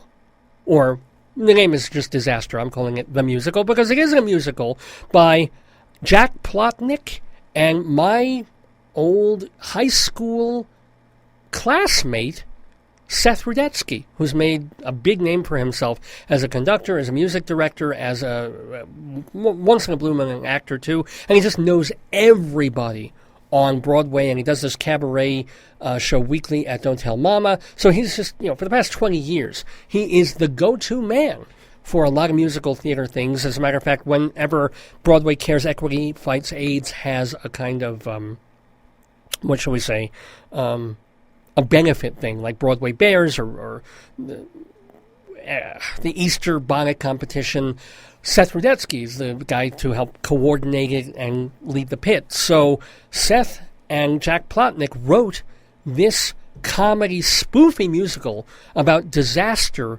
flicks like Airplane. Remember those, and The Poseidon Adventure? Well, they made a very, very spoofy, campy musical about all of that, and they debuted it off-Broadway back in 2012. It was at the Triad Theater. Then they brought it to St. Luke's Theater, off-Broadway, in 2013. People liked it again, and so they thought, hey, let's do a limited run on Broadway, give a wider audience a chance to see it. Check out the cast of this show.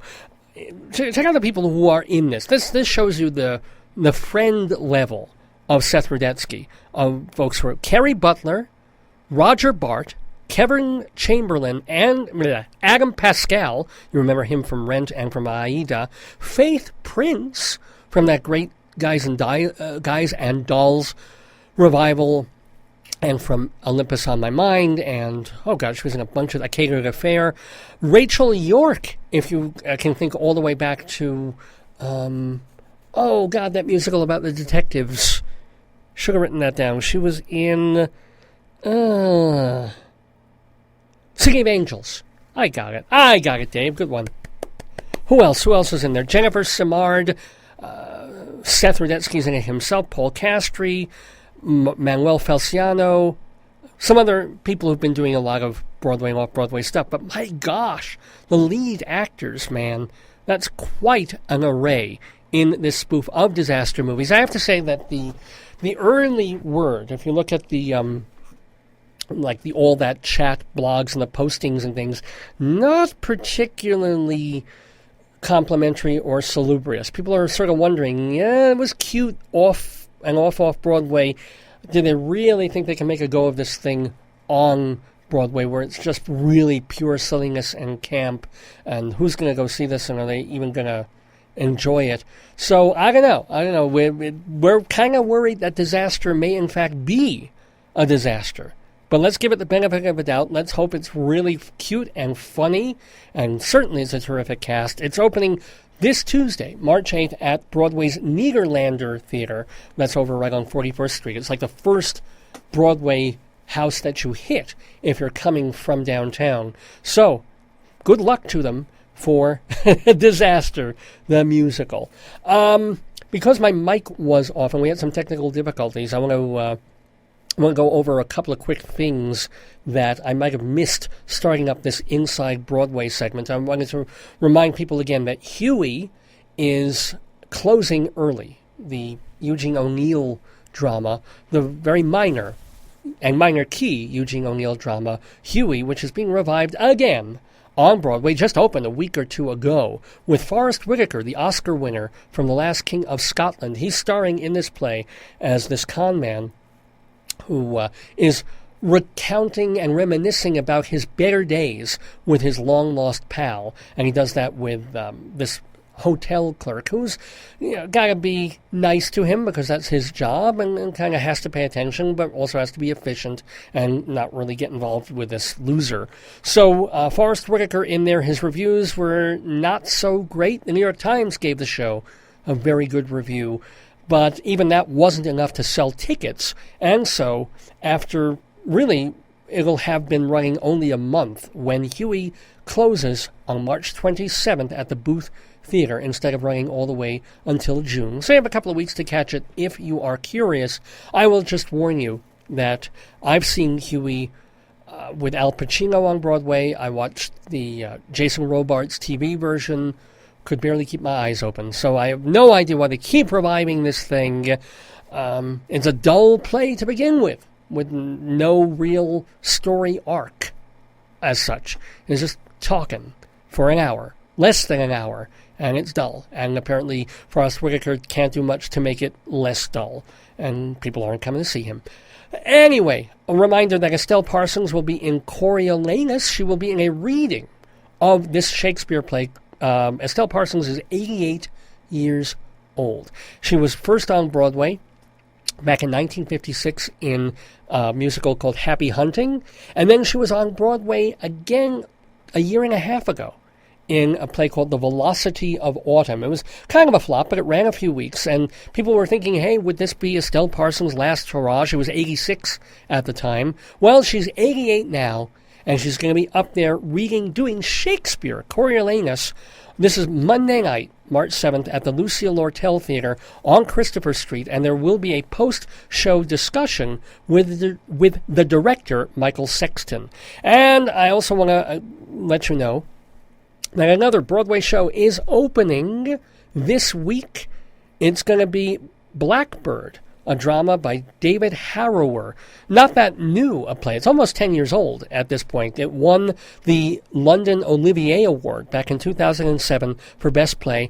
It's all about this woman who was sexually abused and controlled back when she was a young teenager by this guy. She goes and finds him, and she goes to confront him and talk to him and see what his life is like now and tell him what he did to her all these years later. It's directed by Joe Mantello. It's at the Belasco Theater. It's opening this Thursday, the 10th, and the cast is way cool. Jeff Daniels, you know him, of course, from the movies, and he was on Broadway in the Yasmina Reza play a couple of years ago about the school children fighting. I'm forgetting the name. And also Michelle Williams is the woman in Blackbird, opening on Broadway this week. And then finally, not finally, just before we get to the break on Inside Broadway, want to let you know that on Sunday, March 6th, tomorrow, at the John Golden Theater on Broadway, a Broadway show opening. It's just so weird to have all these 3 Broadway plays opening in the same week, and it's not October, and it's not April, just before the Tonys. We're in the middle of March. Go figure. But you've got Eclipsed, a drama that was off Broadway at the Public Theater just a couple of months back, got really good reviews, and so now they're moving it to Broadway. It's a drama by Danai Gurira, and it has to do with captive wives during the Liberian Civil War. So it's kind of Abused Women Week on Inside Broadway. But Eclipsed is going to be is opening tomorrow night at the John Golden Theater, featuring Oscar-winning, I think she is, Lupita Nyong'o, playing the lead character. Well, I am the lead character of this radio show. It's called Dave's Gone By. We're doing Inside Broadway, and we couldn't do it without the help of our sponsoring organization, Total Theater, which is this wonderful place for people who love drama, Broadway, off-Broadway, regional theater, off-Broadway international theater festivals, because Total Theater does a couple of things. First of all, they have TotalTheater.com, which is an archive of theater reviews and feature stories and interviews going all the way back about more than a dozen years now. And if you go to the homepage, you can click on What's New, just to see reviews of all the plays that are still running in New York and all over the place, and the reviews that are published there at TotalTheater.com. If you go to the Periodica section, then you can read articles and stories and interviews of people who are making theater all over the world. It's absolutely free, the whole website, so surf to your heart's content. The search engine isn't working very well at the moment. We're trying to get the website updated in the weeks ahead. But for now, you can still certainly go into a section and scroll and surf or check the What's New area for the stuff that's happening right now on, off, and off Broadway. And speaking of New York theater, Total Theater also puts out the hard copy journal Performing Arts Insider, which has been the Bible of Broadway since 1944. It's where people in the entertainment industry turn to see every bit of detailed information on every single show. Off-Broadway, off-Broadway, on Broadway. There's even a cabaret listing day by day for the month. But the main thing that people turn to Performing Arts Insider is being able to contact the people who are making theater. If you're interested in a show, in a director, in a composer, a lyricist, one of the actors, how do you get in touch with them? You need to know. Maybe the show has a press agent. If it does, you've got the address and the email address and the phone number right there. Does the actor have an agent or a manager? Or sometimes the actor themselves will have an email address that you can contact. You can go to their website and fill out the form to contact them. All of this information, a lot of it quite hard to find, but not if you open up the pages of Performing Arts Insider. Every Broadway show and off-Broadway show has a calendar listing of when things go into previews, open, close, they change their casts, and then a really comprehensive listing with all that information. Now, you can open up a dozen windows on your computer and spend 10 minutes trying to search for some of it and find a chunk of it, but not all of it. Why not just get this 52, 56-page magazine? It comes to you in the mail the old-fashioned way. You put it on your desk, you open it, it's got an index, it's got a table of contents, you flip to the page you want, the information you need, and it's right there, month after month after month for all these years. To find out more information, go to performingartsinsider.com, performingartsinsider.com. Now, again, it is a hard copy magazine. It's not something that you subscribe to online. That is just the place to get the information to subscribe, or you can send away for not free, but you can send away for a single issue to see if it's right for you. The information is there, or if you happen to be in Manhattan, you can pick up a single copy at the Drama Book Shop and Theater Circle in Midtown. But either way, you're going to want to check out performingartsinsider.com because it is the Bible of Broadway. Well, we're doing Inside Broadway here on Dave's Gone By. It's 11:01 in the morning, Mountain Time, here at uncradio.com, the radio station of the University of Northern Colorado. I'm Dave Lefkowitz, just telling you more about shows not only in New York, but here as well. Tommy, can you hear me? Well, if you want to hear Tommy and see it, you better get over to UNC today and tomorrow, because it's your last two chances to see the Who's Tommy done by the Performing and Visual Arts School here at UNC. David Grapes is directing. Monty Black is doing the choreography of this rock musical based on, of course, the Peter Townsend scored a concept album. That's the word I'm looking for. He did a concept album. Of course, it became a famous movie. And then Des McAnuff out in California turned it into a Broadway musical more than 20 years ago now. And it really kind of turned Broadway on its ear and made Broadway much friendlier for rock musicals, just as much as Rent, just as much as some of the others that we've had. So now you can see Tommy for yourself and hear all those songs, See Me, Feel Me, Touch Me, Pinball Wizard. They're in there, along with that famous storyline of the deaf, dumb, and blind kid who really played a mean pinball. See it at UNC. They've got a show tonight and then one last matinee tomorrow in the Langworthy Theater, which is just off 10th Avenue here, part of our campus in Fraser Hall at UNC. This is your last weekend to catch a show on Broadway, moving back to New York. The comedy drama by Richard Greenberg, Our Mother's Brief Affair, ends its scheduled run this Sunday, and our friend of the neighborhood, Linda Lavin, is in there. So this is your last chance to catch a typical classic late-era Linda Lavin role. A persnickety, prickly Jewish woman, mom, whose husband died a while ago, and now she is confessing to her children, her grown children, of an affair that she had years ago. And not just, oh, mommy's had an affair, but the guy I had the affair with turned out to have done something really, really bad for America.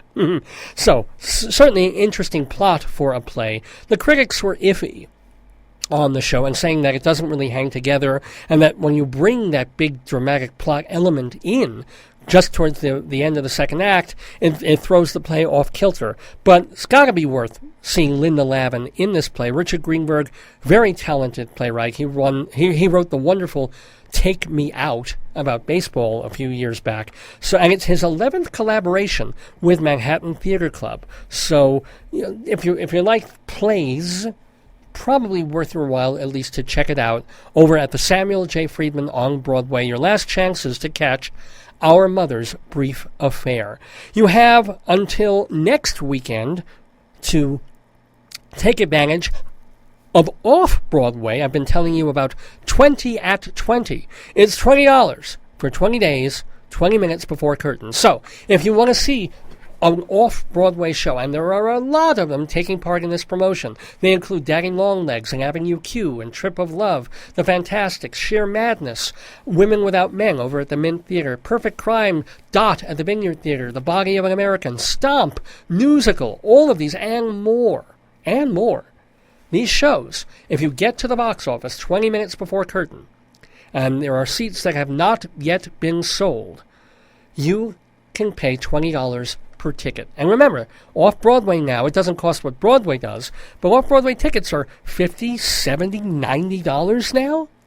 Imagine getting to see these same shows for only $20, so long as they're not already sold out. Just get to the box office 20 minutes before curtain. You have all weekend to do it this coming week, and then just through March 3rd, through next weekend.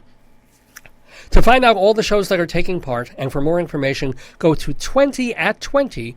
20at20.com.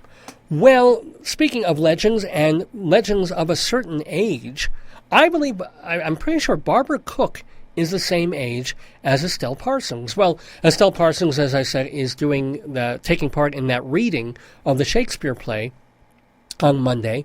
Well, it turns out, coming to Off-Broadway is 88-year-old Barbara Cook in a concert show called Then and Now. And check out the people that she has on board for this review. More of a concert, really. The whole thing will be conceived by James Lapine, fine director, the guy who co-wrote as well as directed Sunday in the Park with George. I mean, whoa. And it's directed by Tommy Tune, the, 6-foot, 18-inch Texan who won all these Tony Awards for his choreography and did Grand Hotel and the Will Rogers Follies and My One and Only. Well, yeah, they are both helping Barbara Cook. She's not going to be doing much in the way of choreography, I can promise you that. But singing, even at her age, she's still got most of her voice. And it's a fine voice. My wife and I ended up seeing her when we were on a theater critics trip to Indianapolis about 3-4 years ago.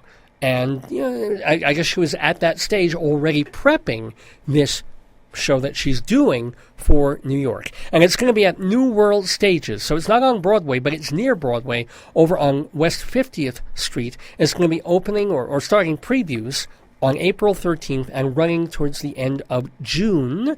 Barbara Cook, if you've never heard of her, she was in the original Music Man. She was in She Loves Me.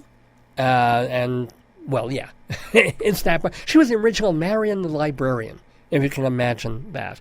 And now they're, of course, reviving She Loves Me, and apparently a terrific revival that'll be opening in a couple of weeks. She's not in that, but you can see her solo, Barbara Cook, Then and Now, off Broadway in just a couple of weeks. And so, to end this edition of Inside Broadway on Dave's Gone By, let's hear some Barbara Cook. This is when she was on Broadway in 2001.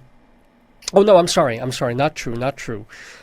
She was on Broadway much later than that in a Stephen Sondheim-based show.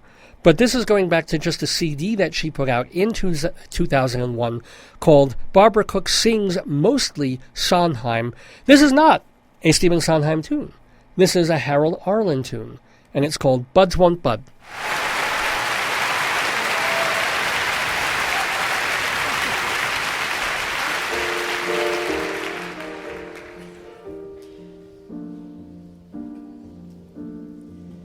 When your world goes to pieces overnight, something's wrong, very wrong.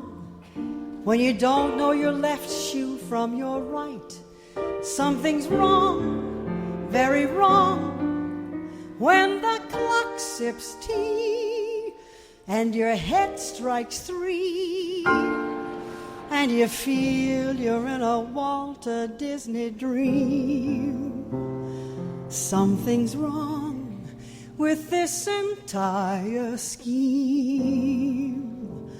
'Cause buds won't bud, breeze won't breeze, and dew won't dew. 1 and 1 ain't even 2 when the one you love won't love you. Buds won't bud, chicks won't chick, and nicks won't knack. Blue is white and white is black when the one you love won't love back. On account, there's no accounting when you can't have the one you like. All your troubles keep on mounting and the world is on a sit-down strike. 'Cause buds won't bud, breeze won't breeze, and dew won't dew. 1 and 1 makes 32 when the one you love won't love you. Buds won't bud, breeze won't breeze, and crow won't crow. Eeny meenies minus mo when the one you love says hi-ho. Buds won't bud, notes won't note, and knots won't knot. T's won't cross and I's won't dot when the hope you hope goes to pot. On account, there's no accounting. Ever since you bought out, all my moods won't mood, and my food won't food, and my ties won't tie, and my tears won't dry. And I make things worse, my heart is beating in reverse. 'Cause buds won't bud, breeze won't breeze, and dew won't dew. COD is IOU when the one you love won't love you. The one you love won't love you. The one you love, when the one you love won't love you.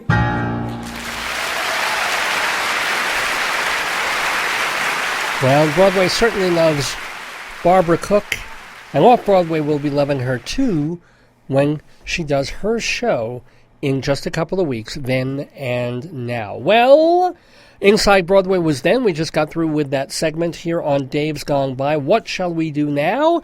Well, something that we like to do every week, a very different kind of singer, equally great in his way, although he certainly doesn't have the beauty of tone of Barbara Cook, but he also happens to be the greatest single living singer-songwriter that we've got.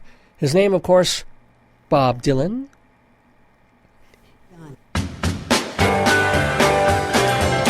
Come gather round, people. It's time for Bob Dylan, Sooner and Later. Songs from all different times and phases of Bob Dylan's career. Everybody must get bobbed. Yes, indeed. And of course, I'm not the only person who lauds and loves and thinks the world of Bob Dylan and his extraordinary canon of music. There's an archive now in the University of Tulsa, and they think rather highly of Mr. Zimmerman as well, because there's a Rolling Stone article that came out this past week by Andy Green, a story that's been covered now elsewhere as well. But the University of Tulsa has paid, along with the George Kaiser Family Foundation, they have combined to pay somewhere in the range, more or less, of $20 million. For what? For Bob Dylan's stuff. For 6,000 artifacts from Dylan's own private collection. And I'm talking everything from detritus to gems. All handwritten songs, acetates, manuscripts. It's just, mostly they're really paying for his writing. It's not like A.J. Weberman, the noted Dylan garbologist, who would go through literally, he would do this when Dylan was living in New York. He would go through Bob Dylan's trash and look for not so much keepsakes or expensive stuff, but clues to what was in the lyrics, to what was in Dylan's mind while he was writing. So if Dylan found, or if A.J. Weberman found orange peels in Bob Dylan's trash, he'd be like, aha, that's why he's writing Orange Juice Blues, or spilling juice over me. Nonsense like that. But these guys are paying for the real thing. They're paying for artifacts which Dylan sold to them. Handwritten lyrics, photographs, contracts, and private letters, along with tons of video and audio.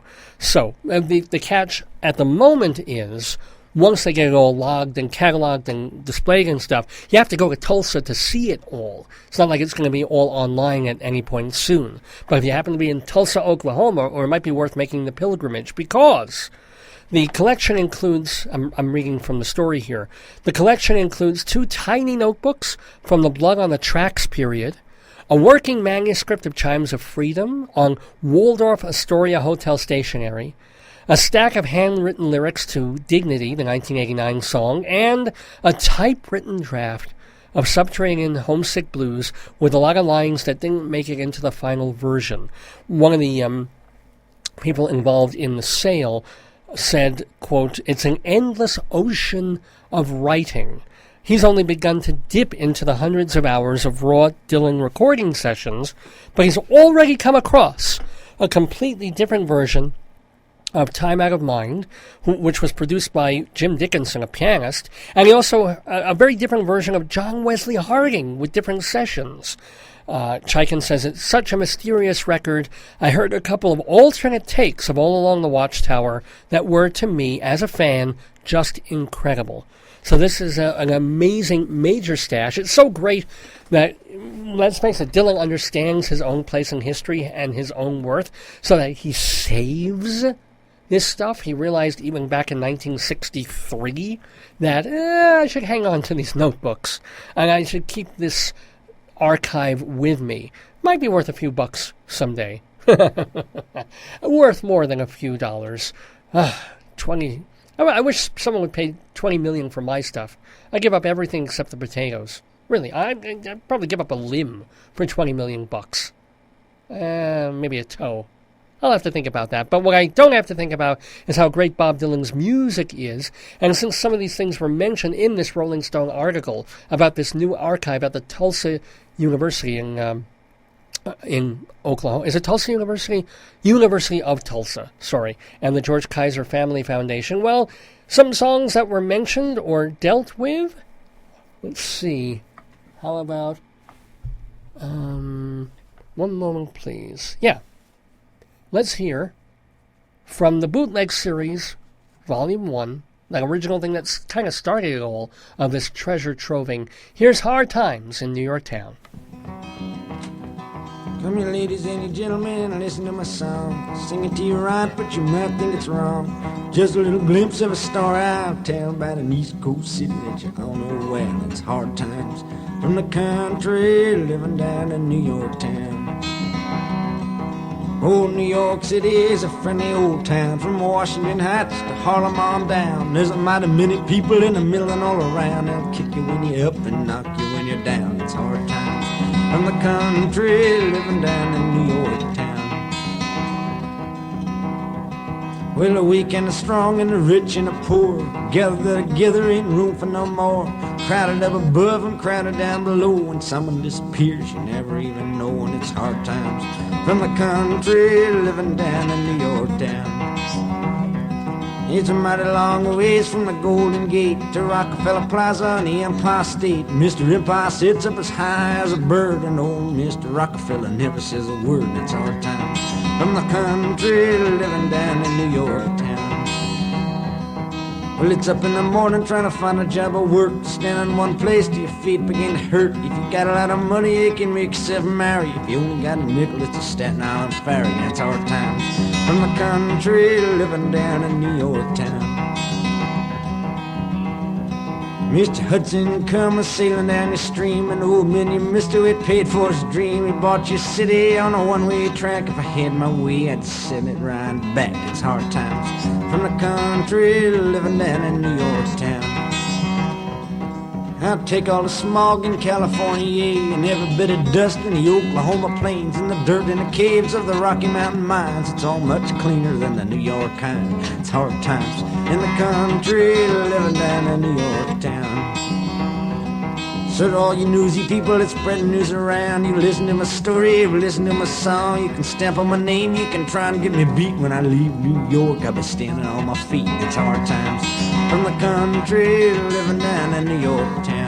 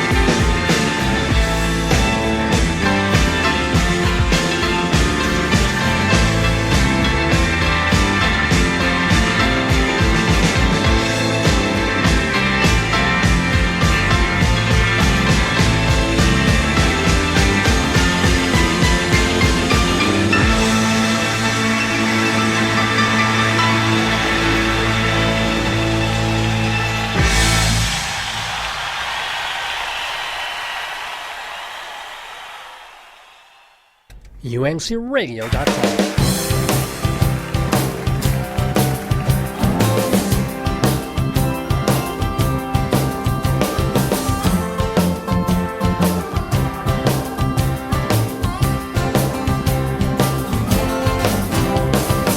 Fat man licking in a plate of steel. Thin man looking at his last meal. Other man looking in a cotton field. Dignity. Wise man looking in a blade of grass. Young man looking in the shadows that pass. Poor man looking through painted glass. Dignity. Somebody got murdered on New Year's Eve. Someone said that dignity was the first to leave. I went into the city, into the town, into the land of the midnight sun. Searching high, searching low, searching everywhere I know, asking the cops wherever I go, have you seen dignity?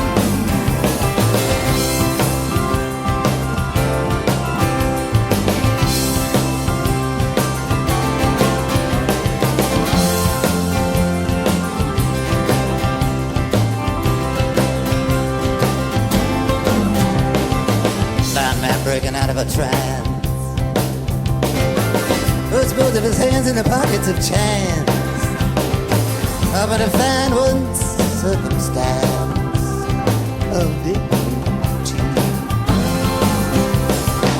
I went to the wedding of Mary Lou. She said, I don't want nobody to see me talking to you. She could get killed if she told me what she knew about dignity. With the vulture's feet, I would have got people, but there wasn't any need. I heard the tongues of angels and the tongues of men, and there wasn't any difference to me. Chilly went sharp as a razor blade, house on fire, debts unpaid. When I stand at the window, when I ask the maid, have you seen dignity?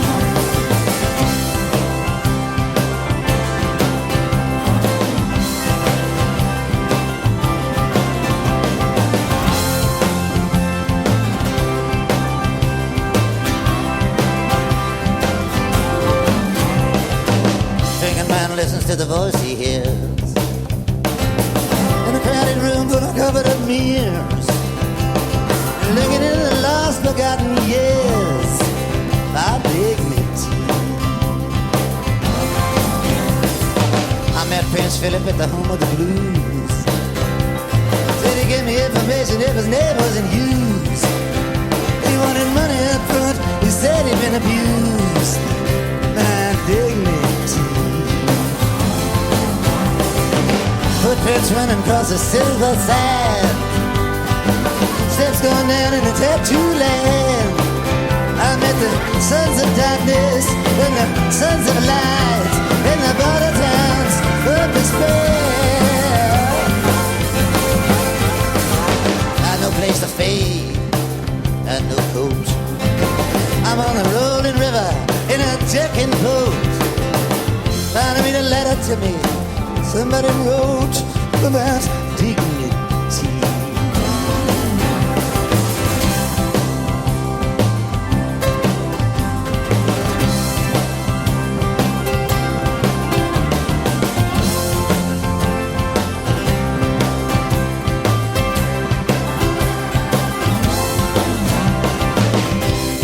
Looking for the doctor's cure, looking at his hands found the lines that were, and in every masterpiece of literature, for dignity.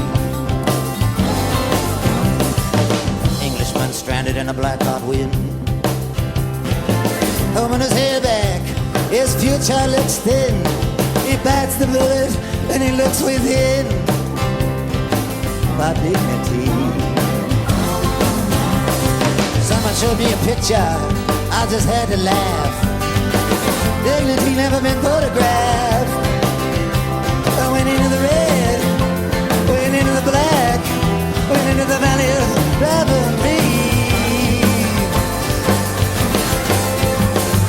So many roads, so much at stake.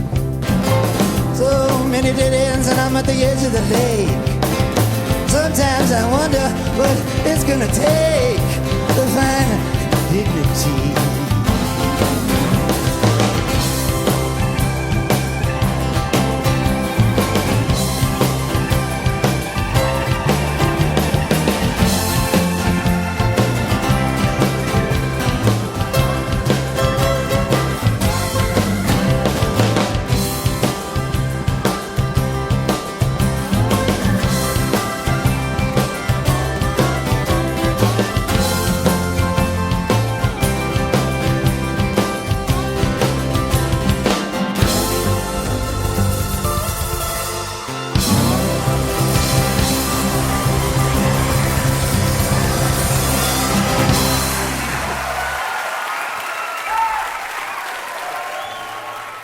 Going back to 1995 there, Bob Dylan and a live MTV Unplugged rendition of the song Dignity, capping our Bob Dylan Sooner and Later segment devoted to the new and huge Tulsa archives. As I said before I played the music, Tulsa University and the George Kaiser Family Foundation have spent somewhere in the $20 million range to buy 6,000 or so artifacts directly from Bob Dylan, ranging from music to video to photographs to letters to handwritten notes to stuff on hotel stationery. I mean, I can't even imagine the treasure. It's worth it for me. I'm not much of a driver, but I would drive to Oklahoma for a weekend just to get permission to put on gloves and go through just these archives and sort through things and watch things and listen. Because they're saying there's all these alternate versions of things, even beyond the alternate versions of stuff that's been coming out on the bootleg records over the past few years. So, in honor of this trove of stuff that miraculously Bob Dylan has held on to and is now releasing, God knows the stuff he's not releasing, wow, but that he's giving over to the Tulsa University. So we heard Dignity because there's a stack of handwritten lyrics to Dignity, which was written back in 1989. We played All Along the Watchtower. That was, by the way, a real bootleg version. That's not even released officially anywhere. From Bob Dylan when he was playing with a Tom Petty band, with Tom Petty. All Along the Watchtower. Why? Because the guy who has been coordinating this sale of this material said that he heard a couple of alternate takes of All Along the Watchtower that were incredible. Of course, that's a live... we heard that bootleg Tom Petty version of All Along the Watchtower, but I think he's meaning when it was first released on John Wesley Harding, and there are alternate renditions. There's apparently a whole alternate rendition of that entire album produced by someone else. That's got to be incredibly fascinating. So, yeah, who knows? There may be, if they make some kind of deal with Dylan and with Columbia Records, we may be seeing, in the years ahead, Bob Dylan Bootleg Series Volume 78, which would be, John Wesley Harding, the non-released version, and the Blonde on Blonde, the Blood on the Tracks New York version, and who knows what else. Bob Dylan in his bedroom, 1957, making believe he's Jack Kerouac. I can't even imagine what they've got there. So again, I played All Along the Watchtower, just in honor of there being these other versions out there that this guy in Oklahoma is listening to. And then we opened up with Hard Times in New York Town, a song that Dylan, one of the first songs that show his humor and how he was taking standard folk forms, because there was an old song that this was based on, and then morphing it into what he wanted to do and the things that he wanted to sing about. And I played that only because he's got a line in there about the dust in the Oklahoma plains. And boy, it'll be worth kicking up some dust in Tulsa to go through those archives. And that's why we played our Bob Dylan Sooner and Later set here on Dave's Gone By on this Saturday, March 5th, 2016. Dave Lefkowitz here, the producer and host of the program. You want to get in touch with me? It's easy. Dave's Gone By at AOL.com. DAVES. Dave's Gone By at AOL.com. You want to see my website? Dave'sGoneBy.com. Please go to it. Take a look around. They got photos there. We've got our whole archives there. Almost every show that we have ever done, ever, is there for free as either a stream or an MP3 download. You just go to the archive section. They're there chronologically from the most recent going backward. We also have a separate archive of the guests who have appeared on the show and just the conversations.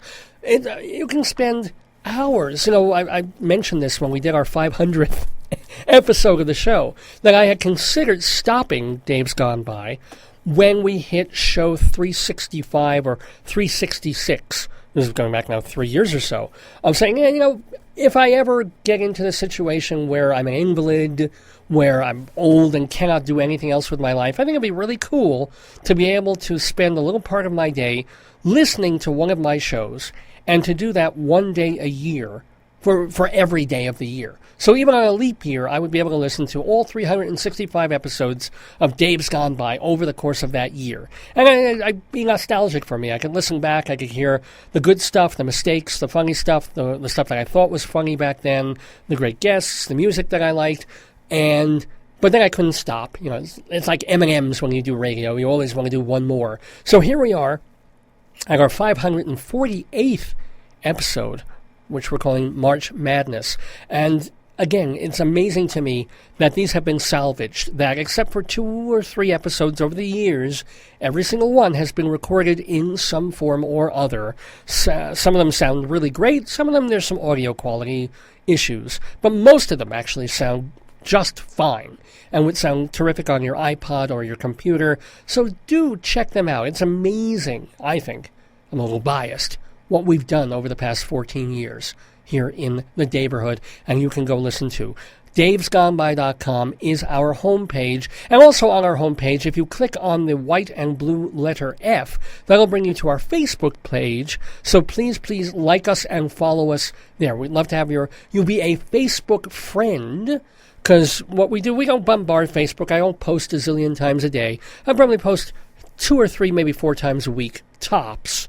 And it's generally just to let people know what's on the next show or upcoming shows. And in the weeks ahead, I'll be telling you about the return of my play, my one-person show, The Miracle of Long John's. I've almost got the contract signed. I'm going to be there in New York the end of the first week of April basically it's the end of the first week of April in Midtown Manhattan doing my show. I'll also be doing it here in Greeley at the end of this month. So keep on the watch for that. It'll be over in the Farr Library, Farr. It's not that far away. It's actually only like 3 miles away from where I live, which is fantastic. And it's been wonderful working with them. So look for that. It's not even tentative. It's pretty much set that it will be on March 30th and April 1st in the early evening. On both of those nights, I'll be doing The Miracle of Long John's live, my autobiographical stage show, my award-winning stage show, if I do pat myself on the back for that. It won the Best Nonfiction Script Award at last year's United Solo Theater Festival in New York. Not too shabby. I've never done it in Greeley, my hometown. I developed it at the Boulder Fringe Festival last year. Had some problems doing that, but there won't be any problems this time when I do The Miracle of Long John's on March 30th and April 1st in the early evening. It'll be like either 6 or 7 o'clock. We're figuring out the exact times. But hope to see you. Prices will be cheap. It will be right over at the Farr Library in Greeley. I would love to see it. It's this lovely room that they've got, relatively new room in this library. It's got spot lighting. I don't even need special theater lighting. Pretty comfortable, well, relatively comfortable chairs. They're not like cushiony or anything, but it's a short show. It's less than 90 minutes. You'll have a fantastic time Miracle of Long Johns. So to keep apprised of that, well, you can go to miracleoflongjohns.com, but also davesgoneby.com and our Facebook page, Radio Dave Lefkowitz. Radio Dave Lefkowitz. Again, you can jump to the Facebook page from our homepage, davesgoneby.com. Either way, please get on the bandwagon. Please be part of the neighborhood community, because I'm here to entertain and to have fun and to play music and to bring you people like Rabbi Sal Solomon, who has been with this program since the very first one that we did back in October of 2002. Rabbi Sal's been part and parcel in some ways of the success of Dave's Gone By, and he did a one-man show of his own a couple of years ago called Shalom Damn It. You can find that on YouTube and also at his website, shalomdammit.com, as well as all these rabbinical reflections that he has done. They're mini sermons. They're 5 to 6 or 7 minute sermons about some issue in the news, something that's in his head, something that he wants to talk about, something that may involve the Jewish religion or may not. Well, I mentioned before that this was a really big week scientifically because Scott Kelly, who was in the atmosphere, he was in orbit for 11 straight months, and now he's back down on Earth and being debriefed and getting medically checked. And he's saying, oh my God, I'm sore in places I didn't know I had, and I can't throw up a basketball, and gravity's tougher than you think. Well, he's back on Earth, safe and sound, though. And he said as soon as he came down, he said, oh, I go back up again for sure. He loves it up there. It's space. It is the final, perhaps the final frontier. Well, Rabbi Sal Solomon has kind of a welcome back for astronaut Scott Kelly. So he's going to do his rabbinical reflection this week about Scott and the space travel and his return and what he missed in America in the 11 months that he has been away. So without further ado, please welcome to the neighborhood once again the one, the only, the Jewish Rabbi Sal Solomon. Shalom, damn it! This is Rabbi Sal Solomon with a rabbinical reflection for the week of March 6th, 2016. Lost in all the hoopla of the primaries and the caucuses and the polls and the insults and Donald Trump having his poll insulted is another news story, a happy one that should make America proud. No, I'm not talking about Cam Newton getting spanked at the Super Bowl. I'm referring to Scott Kelly, brave American astronaut who returned to planet Earth last week after spending 11 months in outer space. Think about that. 340 days floating high up in the universe. I can't spend an hour in TJ Maxx without wanting to bite my own face off, and this guy willingly survives a whole year living in what is essentially a schmeckel-shaped motorhome. Why did he do it? Not for personal gain, not to make $1 million, not to pick up chicks, although I've heard the women on Neptune are kind of slutty. No, he did it for science, for the sheer joy of exploration and education. After all, it's not like Kelly was setting a record. The longest time orbiting away from Earth was 438 days by Valery Polyakov in 1994. And back then, spending a year and a half away from Russia was a plus. Why come home? To see Boris Yeltsin vomit on his shoes? To rejoice when the supermarket has 2 kinds of toilet paper? Of course, it's easy to make fun of the old Soviet Union. What a country! See, I just ate Yakov Smirnov's whole act. But we must ask similar questions about astronaut Scott Kelly. He's been gone since March 27th of last year. What did he miss? Let's see. The Mayweather-Pacquiao fight, an Amtrak derailment, cops killing black people, a redneck killing a church full of black people, an Academy Awards full of token black people, San Bernardino, Planned Parenthood, ISIS on the warpath, Jon Stewart and David Letterman off the TV, Mets lose the series, Bowie goes bye-bye, Chipotle gives you diarrhea, mosquitoes give you babies with tiny heads, and Michigan water kills you. Welcome back to Earth, Scott Kelly. Remember that old song, Eve of Destruction? 50 years ago, P.F. Sloan nailed it with his lyrics. You may leave here for 4 days in space, but when you return, it's the same old place. Although gas is a little cheaper. The point is, after all that time in the stratosphere, Scott Kelly comes back to the same crumbling bridges, the same reality shows, the same divided country, the same big blue marble getting knocked away from the center of the universe. And if you're wondering just how prescient Eve of Destruction was, look at the other lyrics. Hate your next-door neighbor. No need to hate. Just build a wall to keep them from becoming our dishwashers and fruit pickers. And don't forget to say grace, because evangelicals have done so much with their prayers to help and unite this country. As for Scott Kelly, he still has to reintegrate into what we laughingly call society.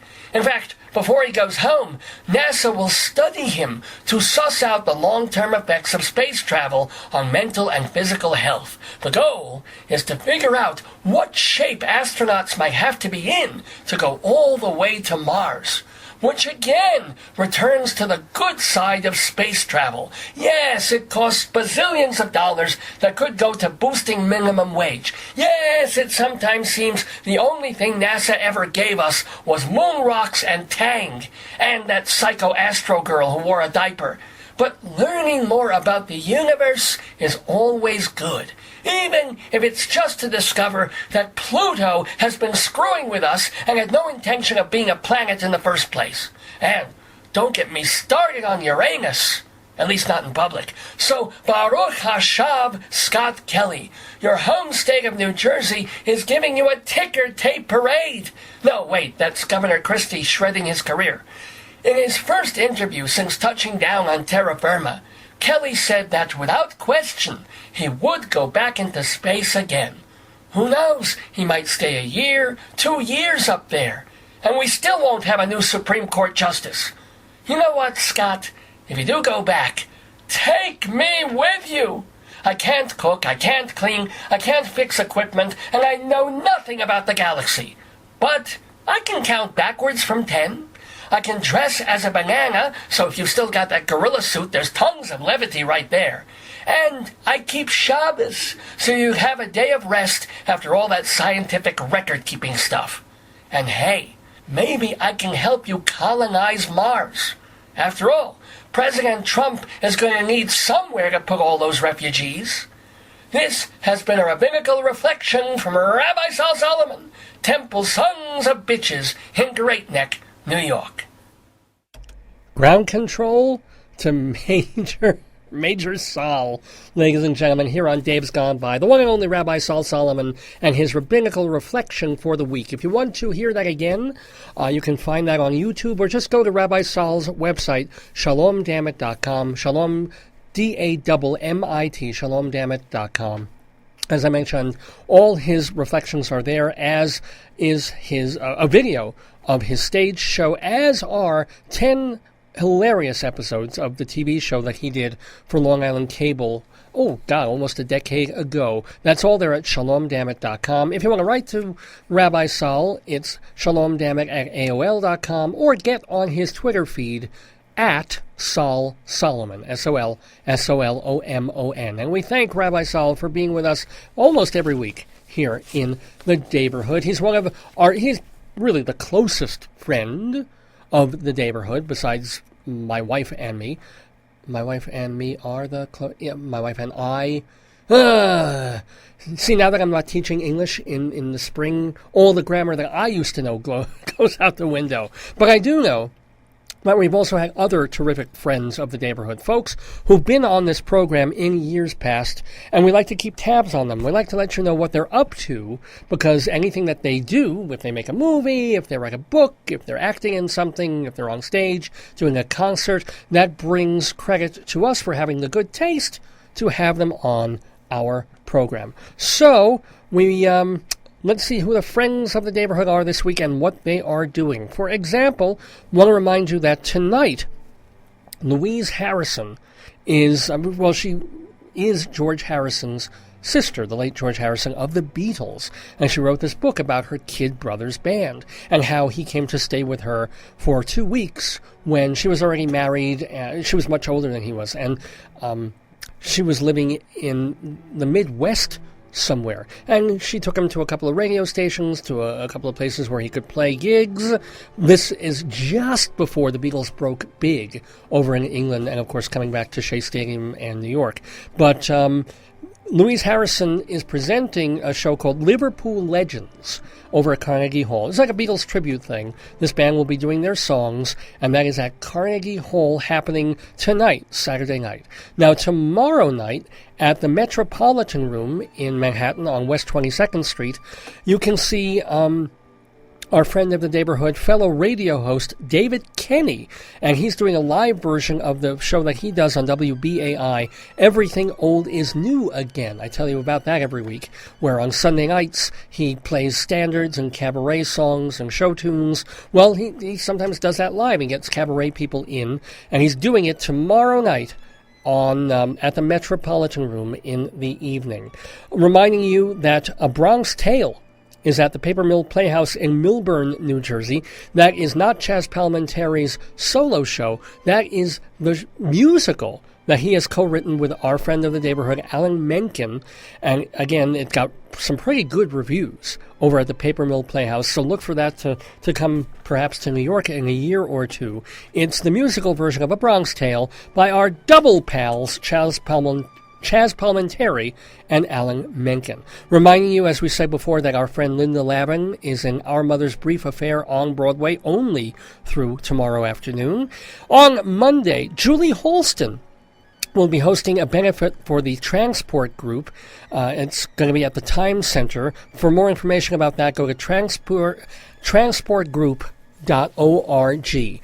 And then also on Monday night, our pal John Bocchino will be at Birdland, that's over on 44th Street, singing songs by, the aforementioned Beatles. It's called John, Paul, George, Ringo, ... and Dick. Don't even let your minds go there. It's the Beatles reimagined CD that he's just put out, and he's doing a live performance to push and inaugurate the CD. On Tuesday night, the Bistro Awards, which are put together by our friend of the neighborhood, Sherry Eaker. She used to do it for Backstage. Now she's kind of the lone wolf producer on it. And Jason Gra, one of the most delightful and charming performers of all, he will be hosting the show.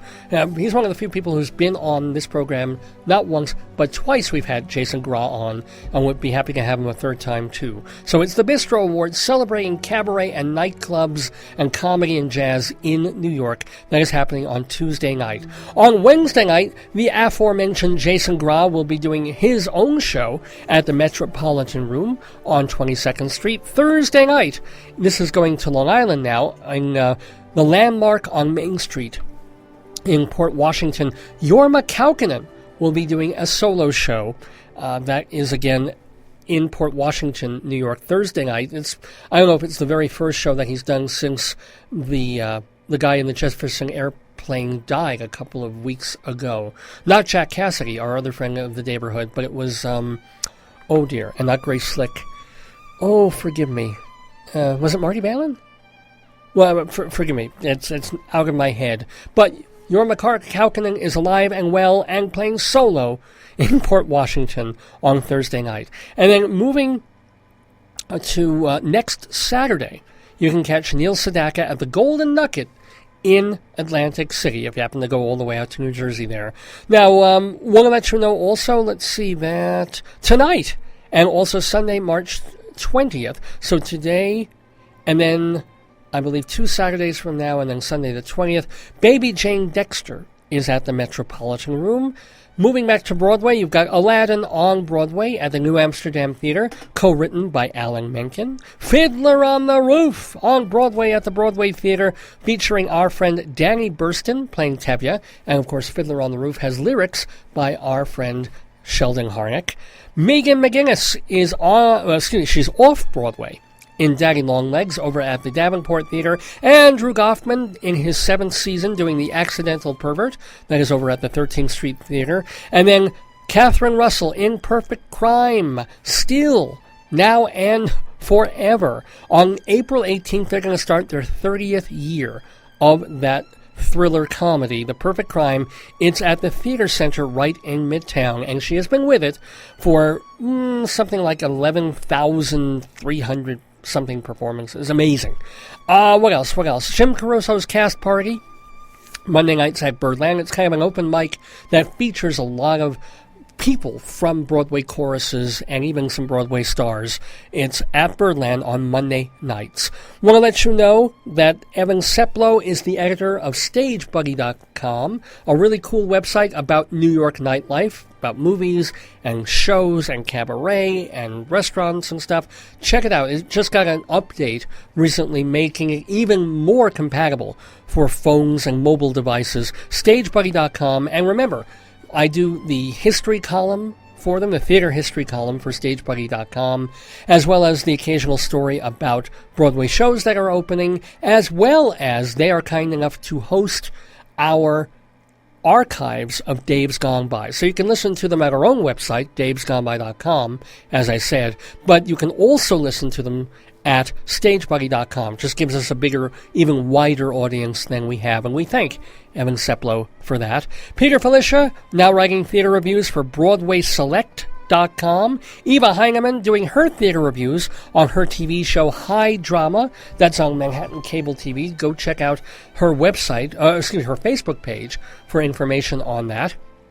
Charlie Gross and Leslie Hoban Blake, they co-star on Two on the Aisle on Manhattan Cable TV on alternating Thursdays. Go to mnn.org for both information and a way to stream the show live from wherever you are. You don't have to get New York cable TV to watch Two on the Aisle. Dr. Demento still doing Dr. Demento shows online only at drdemento.com. Oscar Brand every Saturday night, 10 p.m. New York time, 8 o'clock Mountain. He does the Folk Song Festival, as he has been doing it for nearly 70 years. That's on WNYC Radio, and it is streamable at wnyc.org. It's kind of hard, a little tricky to find the AM stream, but it's on there. And sometimes when I'm home and I do listen to Oscar Brand's show, and he's an old man. And he sounds like an old man. A lot of the shows that he's playing are shows from a few years ago that he's kind of reintroducing. But he is still doing this program, maybe the longest-running show ever done by the same person ever in the history of probably TV and radio. I mean, I had Joe Franklin as a guest on this program once or twice, and I was a guest on the Joe Franklin TV show. He was on the air for 40, 50 years. It doesn't even approach how long. He is the Phantom of the Opera equivalent on radio is Oscar Brand, and we congratulate him on that. And, of course, a big shout-out to Bob Cudmore, our friend of the neighborhood, former radio host, now doing podcasts about upstate New York history at bobcudmore.com. Well, speaking of radio, we do this radio program, Dave's Gone By, every Saturday morning from 9 until noon or thereabouts here on uncradio.com, the radio station of the University of Northern Colorado. Usually we go quite late. We go till 1 or even until another show started coming on after us. We go even past 1:30 sometimes. I mean, I'm trying to curb those instincts these days. But we're not going to go that late. We're going to be a little bit late on this episode. I mean, it's already 3 minutes to noon Mountain Time here in the neighborhood. But I do want to do another Saturday segue. I want to pay a birthday tribute to John Cale, who is celebrating his birthday on March 9th. So, he doesn't get remotely the credit, the accolades, the historical importance of Lou Reed, the co-founder of the Velvet Underground, and there's reason for that. Reed was really important. Reed was the driving force behind the Velvet Underground. Reed had a certain mojo about him. Reed was the real New York personality. Reed wrote some incredibly, great songs. So, yeah, I mean, it's hard not to say that Lou Reed was in some ways the more important artist. But let us not neglect the extraordinary canon of John Cale, both with the Velvet Underground and as a solo artist in his own right. I would say that the trilogy that he did for Asylum Records beats really pretty much anything Lou Reed did as far as consistency, except maybe if you're talking Transformer and Berlin and you threw Street Hassle in there. But otherwise, Cale, Guts, Fear, Helen of Troy, extraordinary music making. And then most of his other records are very spotty. That's true. But there's great music on almost all of them, going all the way up even to the recent things. And his most recent album, I haven't heard it yet, but is him going back to a record that he did back in 1982 called Music for a New Society, where I guess he was dissatisfied with it, or he was in a bad place while he was making it. So he goes back now and he redoes all the songs on Music for a New Society and redoes them in, I guess, different ways. I'm really curious to hear it. It's called M-Fans, M:\Fans. And he just did that, I think, this year. He did it a couple of weeks ago. So I should get a copy of that, shouldn't I, and play a track on here. But we're not going to do that on this Saturday segue. We are going to play songs from all different times of John Cale's career. He's a Welsh musician.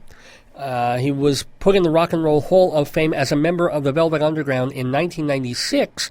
I don't think he's in there as a solo artist yet. He damn well ought to be. He is an officer of the British Empire. He did get that OBE back in 2010. Did you know that for a year, John Cale was married to Betsy Johnson, the fashion designer, long before she became famous? He then married a member of the GTOs, a woman named Risa, that he name-checks in a song on Music for a New Society, so it all kind of ties in there. He got married again after that. He's 3 times divorced. He's a single guy now, so ladies, he's available. And let me tell you something. If I had that burr of John Cale's voice, that accent that he has, that I would get so many women, even now. But let alone when I was 20 or 30, if I could sing like he could, if I had that tenor and timbre of John Cale's voice, I would be a happy man, even if I sang one song all my life and could just talk to women with that voice. Oh, John Cale. But of course, he has made some fabulous music. Let's listen to a live version of a fairly early song by John Cale called The Ballad of Cable Hogue.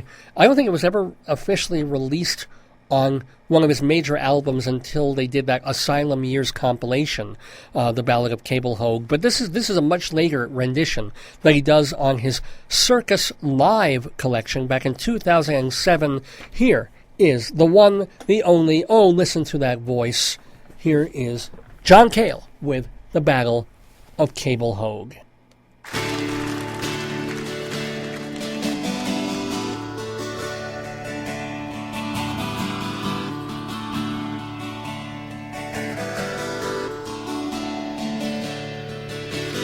Traffic moving slowly Monday morning.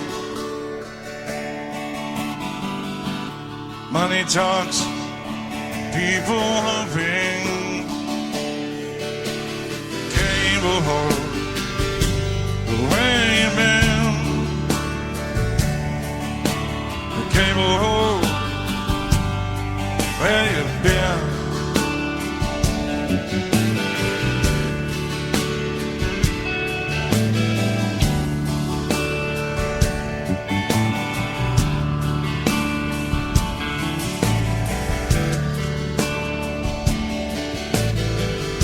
Something inside me tells me you won't show. I know you carry heat, but what for God only knows.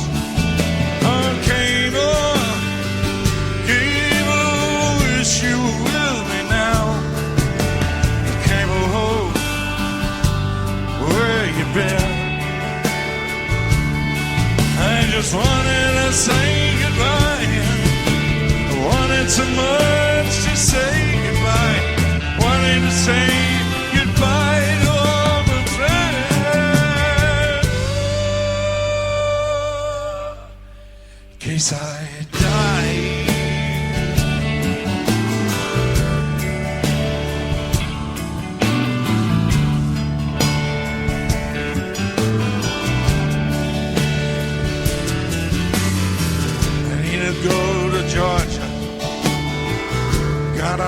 to blow.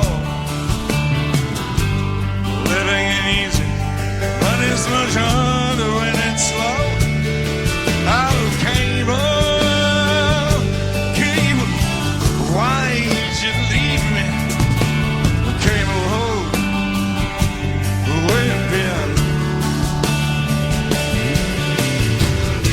You know they're looking for you down south. All you gotta do is go down there and open a big fat mouth. Cable, Cable, you can't leave me here like this. You can't leave me here like this. Can you? Please don't leave me here like this. You can't, you can't, you can't.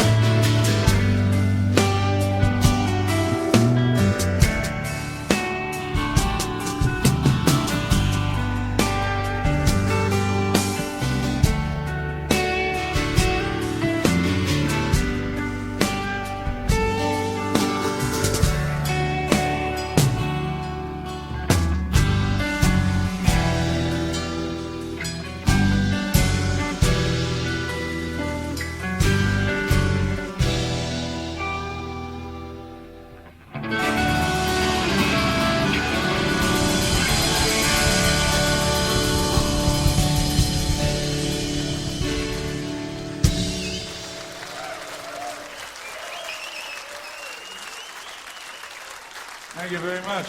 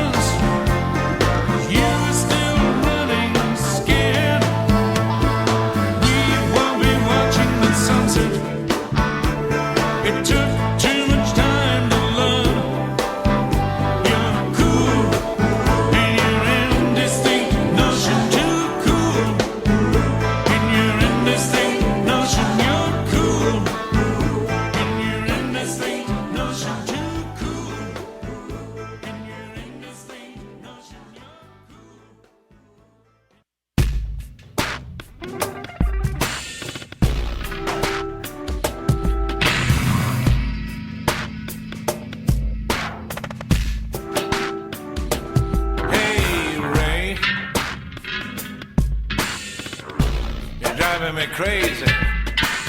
Hey, Ray.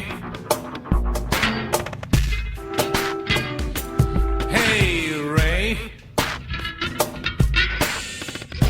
You don't have to call. Hey, Ray. Hey, Ray.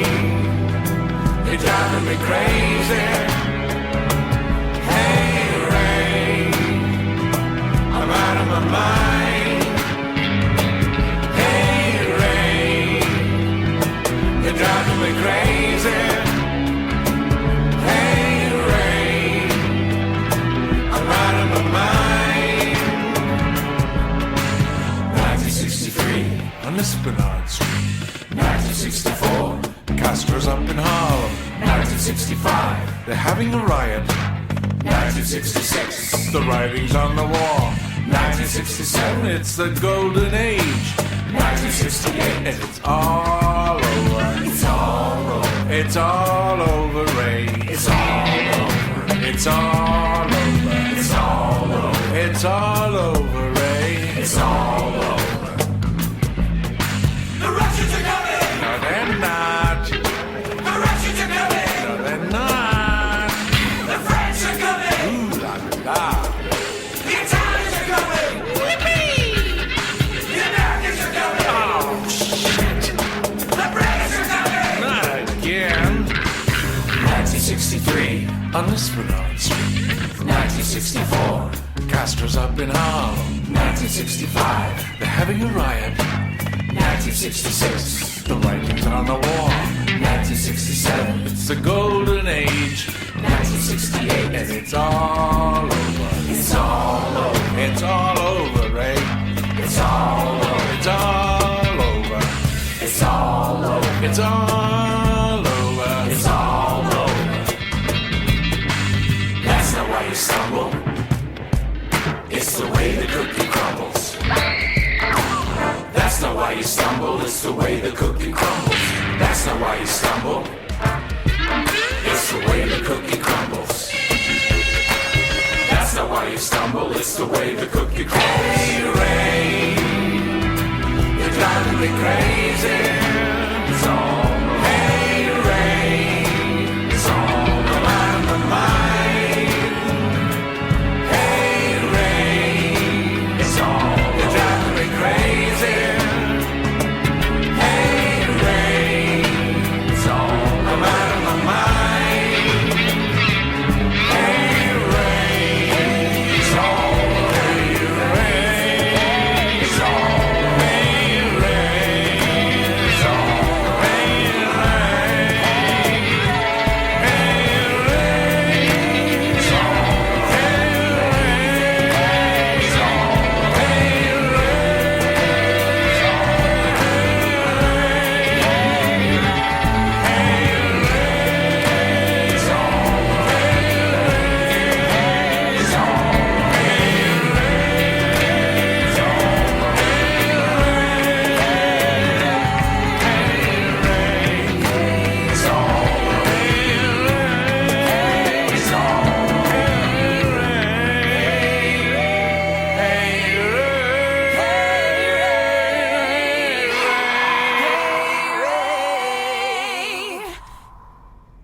Almost sounds like they're saying Fay Ray from the old King Kong movies, but no, the name of the song is Hey Ray, kind of one of these really cool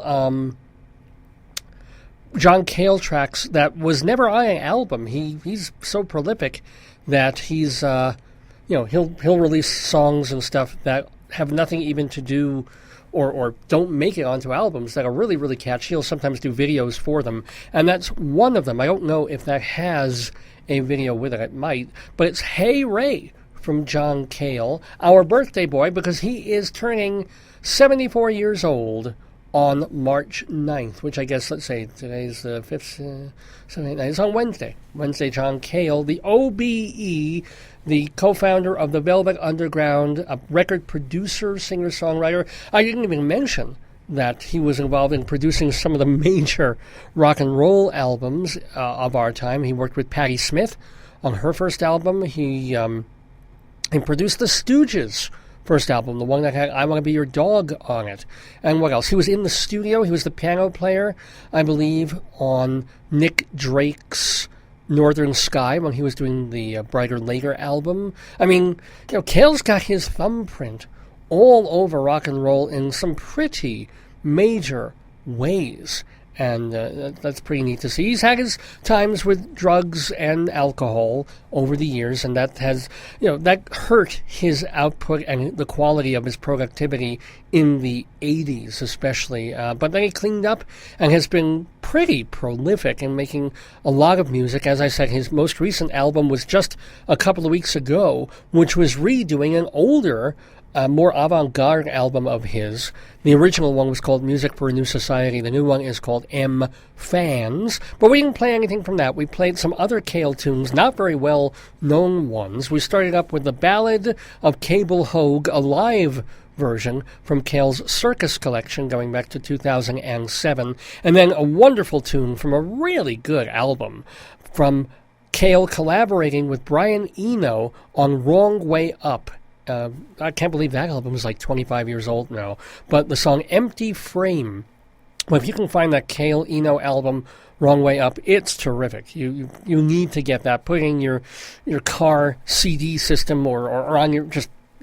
I still think in terms of CDs, but yeah, you get it, download it from iTunes, and that's a great car trip record. Check it out. Also, we heard a short instrumental piece called Days of Steam from 1972's Academy in Peril, and then a couple of decades later, Indistinct Notion of Cool from the album Walking on Locusts, and finally, Hey Ray, all of those songs from the truly great John Cale, and hope that he's still doing more avant-garde and more accessible rock and roll work in the years to come. He's only 74, so he's got at least 10, 15, maybe 20 years more music in him, and I can't wait to hear it.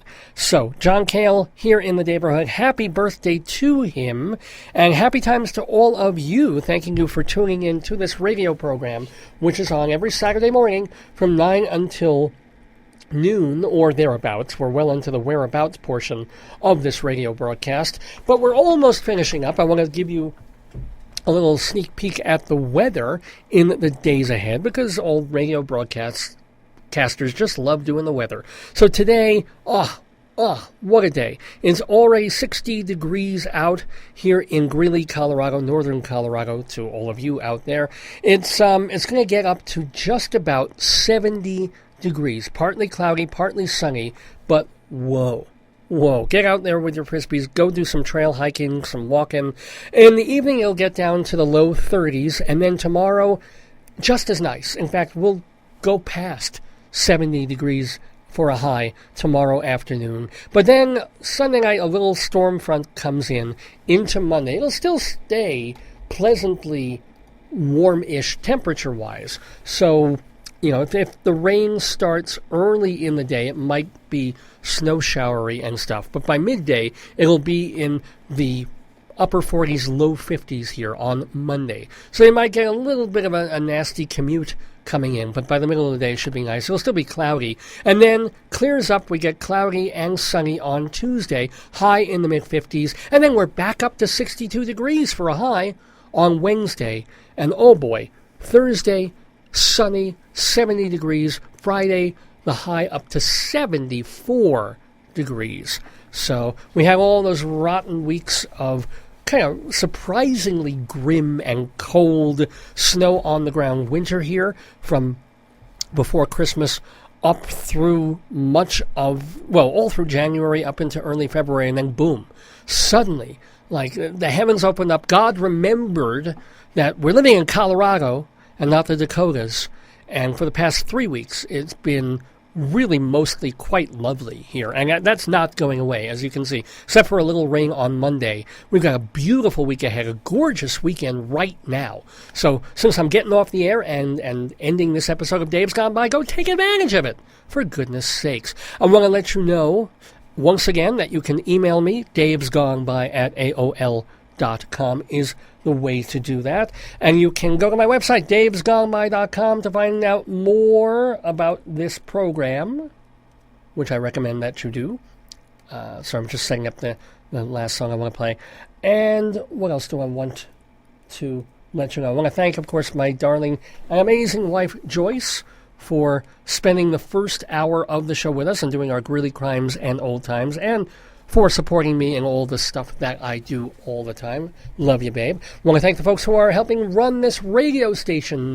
Dylan, who is kind of managing things now that we're in a transition from the spring semester into next fall, so we got new crops of people helping run the station. So big thank you to Dylan for keeping things going. What else? Thank you to Rabbi Sal Solomon for his rabbinical reflection. Remember, his website is shalomdammit.com. Want to tell you that we didn't have any guests or special guests on this episode of the show, but we have them coming up, especially in March. We've got amazing music people happening. I mean, one of them is absolutely 100% confirmed. I can't wait. I mentioned this before. Our St. Patrick's Day show. So not next week, but the Saturday after next week, our guest in the neighborhood will be Patty Maloney, the founder and still working musician of the Chieftains. I mean, the Irish band that you've heard of for the past 50-something years. Patty Maloney. Delightful character. He's going to be talking to Rabbi Sal Solomon in 2 weeks here in the neighborhood, talking about how the Chieftains were founded, how they came about, and how they've been for the past 50 years, and what it is to keep a band like that going even now. He just wrote some new music for a play that his daughter is doing off Broadway. So kind of fun to have Patty Maloney in the neighborhood. I'm not going to mention names. I don't want to jinx them, but we have some other cool people that look like they're going to be lined up over the next couple of weeks in Dave's Gone By. Do not miss them. Check our website, check our Facebook page, so you can stay on top of who is going to be in the neighborhood. Although, of course, if you miss a show when it's live, you can go to the archives at davesgoneby.com. Well, it's been, if we move away from politics, if we get away from the circus car that is the GOP, this imploding plastic inevitable that's happening on the Republican side, and we can somehow tear away from watching that car crash. There's other stuff that's been going on. Great stuff. This idea that this astronaut, what a wonderful thing, that this guy was in space safely for 11 months and made it home safely. Astronaut Scott Kelly, we've been talking about that. That he came home a couple of days ago. He's being debriefed. He's a little sore, but he's fine. I mean, what an extraordinary idea. I mean, tell this to H.G. Wells 100 and something years ago. Tell this to people in the 1930s that we'd be doing this. And here he is back down to earth. Science is pretty amazing. We have to throw billions of dollars to make it happen, but sometimes it's worth it. Well, science, sound like that Thomas Dolby song. Science has discovered one other incredible thing. I just saw this today when I was surfing the news. The Associated Press reporting on this in Hawaii. Makes me want to go back to Hawaii. Haven't been there since my honeymoon. But scientists say that they have discovered what might be a new species of octopus while they were searching the Pacific Ocean floor near the Hawaiian Islands. They found a small, very light-colored octopus, only about 2.5 miles, well, not only, about 2.5 miles down the ocean floor of the National Oceanic and Atmospheric Administration. This octopus does not have fins, and all of its suckers are in one row on each arm. They have never seen this before. They're saying this octopus, they're calling it a ghostopus, because it's so lightly colored. The ghostopus does not seem very muscular, and social media is saying they should probably name it Casper, like the cartoon-friendly ghost. It's an undescribed species, and it's weird to see something without fins going that deep into the ocean. Whoa. And they've got pictures on it. It's very cute. I would like to own one if I had a proper tank for it. The so far called ghostopus. I assume they'll put a real Latin, Greeky name on it at some point to say what it really is. But welcome, ghostopus. Hello, and thank you, scientists, with your machines and your probes and things that find these sorts of neat things. So in honor of that, we're going to go out on this episode of Dave's Gone By with a song by Captain Beefheart, the guy who brings us in every week when we play Tropical Hot Dog Night. This is another song, also from Trout Mask Replica, that same album. How could we not celebrate this adorable finding of the ghostopus than with this Captain Beefheart song? So I'll see you next week, next Saturday, from 9 to noon or thereabouts, here on Dave's Gone By on uncradio.com. Oh, mighty ghostopus, oh, neon meat dream of a octafish, and gone by. Lucid tentacles test in sleeve, in join, in jointed jade pointed diamondback patterns. Neon meat dream of a octafish. Artifact on rose petals, in flesh petals and pots.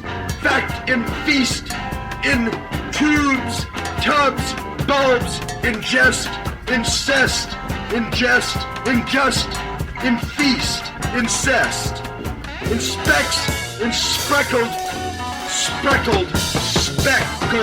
speculation. Bedlocks waddling feast. Arcade faces frenzy. Ceramic fists, artificial decease. In cysts, rancid buds burst. Dank drum and dung dust. Meat rose in hairs, meaty. Meat rose in hairs, meaty. Dream, wet meat. Limp, damp rose. Peeled in felt. Fields in belts. Impaled on in daemon. Mucus mules. Trot, trot. Tra-la, tra-la, tra-la, tra-la, tra-la. Whalebone fields in belts. Whalebone farmhouse. Cavorts girdled in ladders alight. Cavorts girdled in ladders alight. Adipped amidst squirming serum in semen in syrup in semen in serum. Stirrup in syrup. Neon meat dream of a octafish. Okay, so I'm playing Neon Meat Dream of a Octafish, the Captain Beefheart song from Trout Mask Replica, in honor of the ghostopus, ladies and gentlemen, the extraordinary ghostopus, this newly found thing. And my wife, who was on the show earlier, she has to pick up the phone and call me to tell me, what did you tell me, hon? What did you say? Just for the record, you are not getting an albino octopus that doesn't have flippers or whatever, no. But no. Even no? No. Even no if it's... eBay searching, nothing. No albino octopus, no ghostopus or whatever it's called, or cookie puss, you're not getting it. Well, you can't find the cookie puss anymore in the stores. They don't make the Carvel over here. They don't ship it anymore. No, what honey. about a septopus? No, N-O. A duopus? Whenever you question yourself on these matters, just think 2 letters, N-O. I gotta go, I can't breathe, I'm sick. Oh, okay. Oh, bye, hon. Okay, my wife just wanted to chime in there and crush my dream of eventually owning and putting in the bathtub a beautiful, ghostly, finless something-a-puss. They haven't really named it yet. The Casper-a-puss. What would they call it? They call it a albino puss. That'd be nice. But I'm not getting one. Sigh.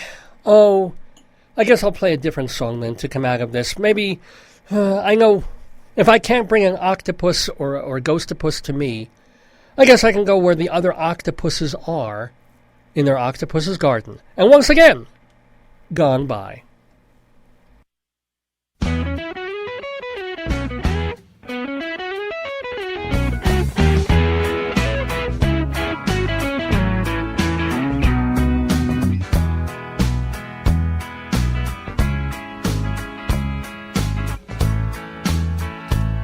Oh, I didn't realize it's karaoke. Everybody sing along.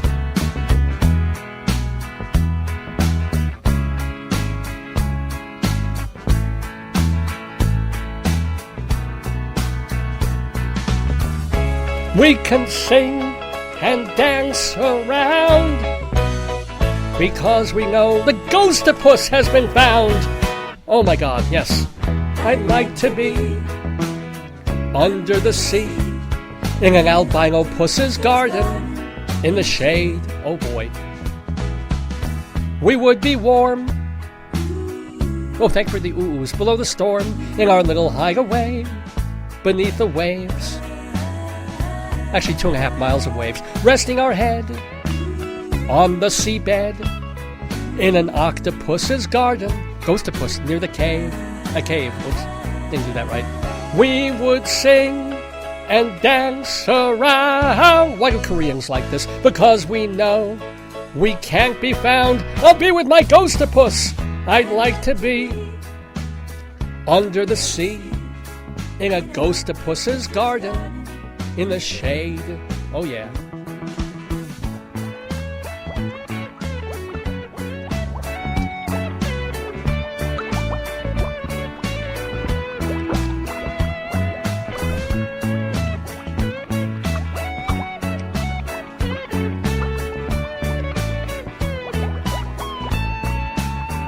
Okay, get ready to modulate downward.